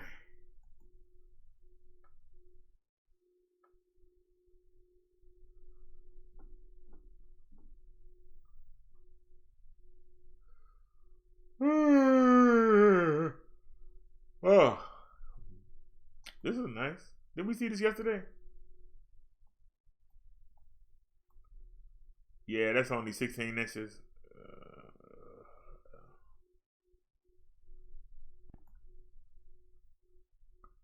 They got a 30 inch. Yeah, it jumped up to 868. Well, how much is a 8mm? 978. 7.5 is 938. 8.5mm wide. 978. Well, how much is the 4 again? It ain't much difference.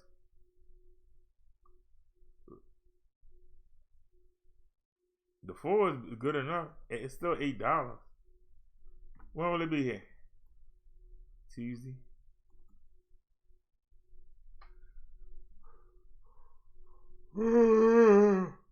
Oh.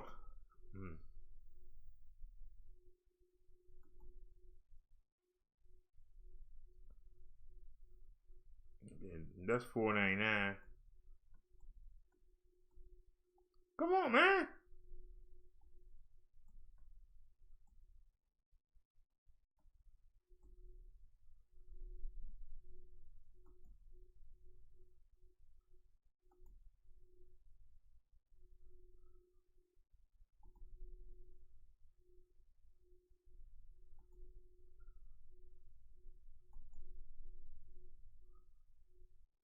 $8.99. They ain't lost their mind. I'm not gonna pay no damn $8.99.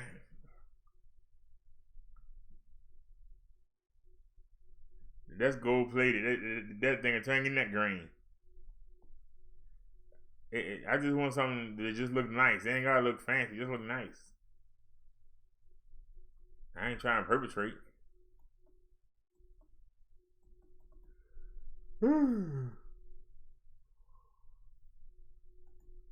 Oh.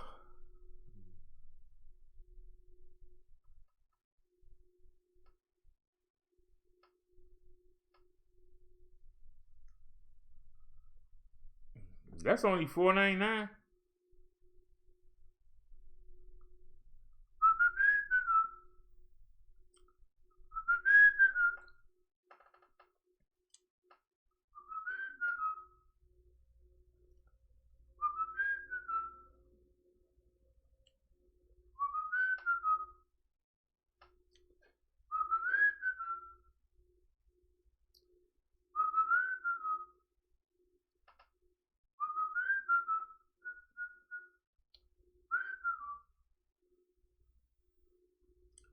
Oh, the heck with it.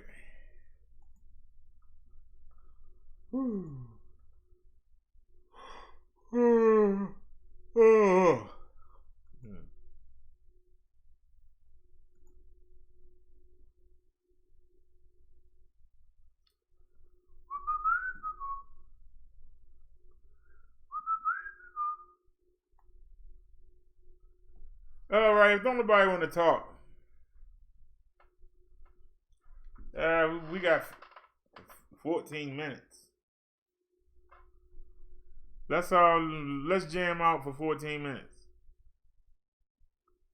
Don't nobody want to talk.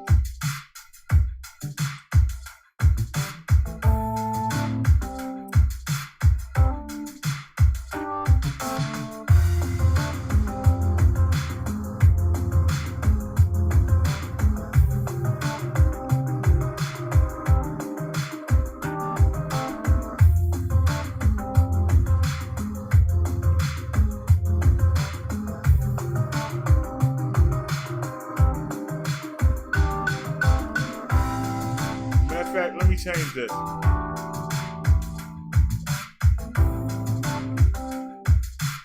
Where's the master at?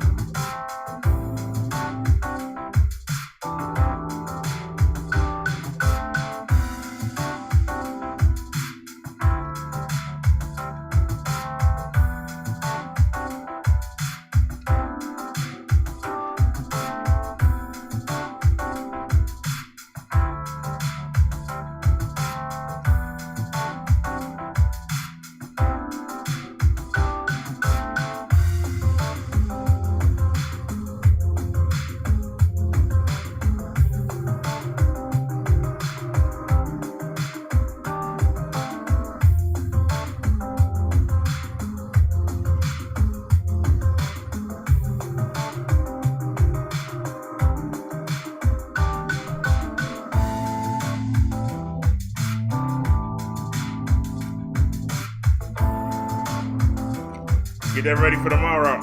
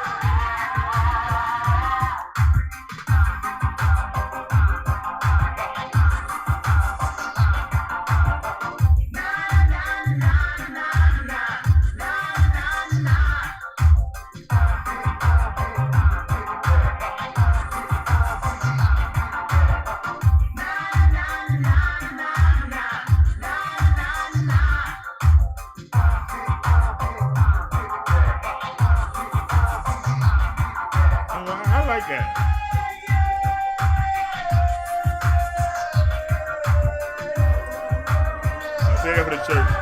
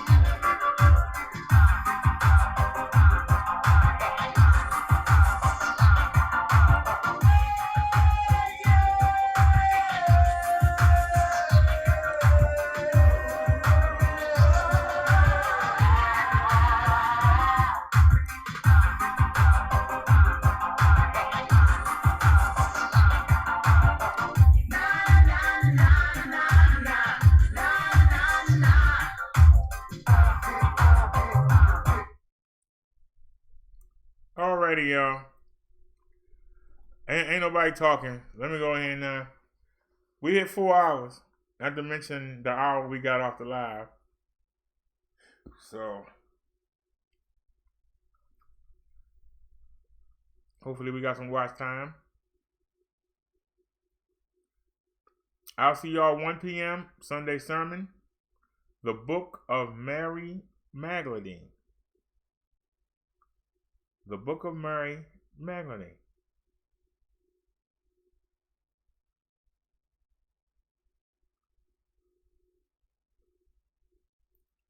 Should it have been in the Bible? We're actually going to look at some passages and we'll see why it was kept out. And was it the chauvinism of the male leaders that kept the women down in the church? Should the women be allowed to preach? Should the women be allowed to be a pastor? Should women be allowed to be a priest? We'll look at all of that tomorrow, and I hope that y'all are ready to chat. I'll bring you the topics. I need y'all to do your part and talk about it. Maybe we'll get other people that want to come in here and talk when they see y'all talking. So, all right. See y'all tomorrow. Y'all have a great night. Thanks for watching, and I'll see y'all at 1 p.m. Have a good one, everybody. Peace. Well, let me type good night, everybody.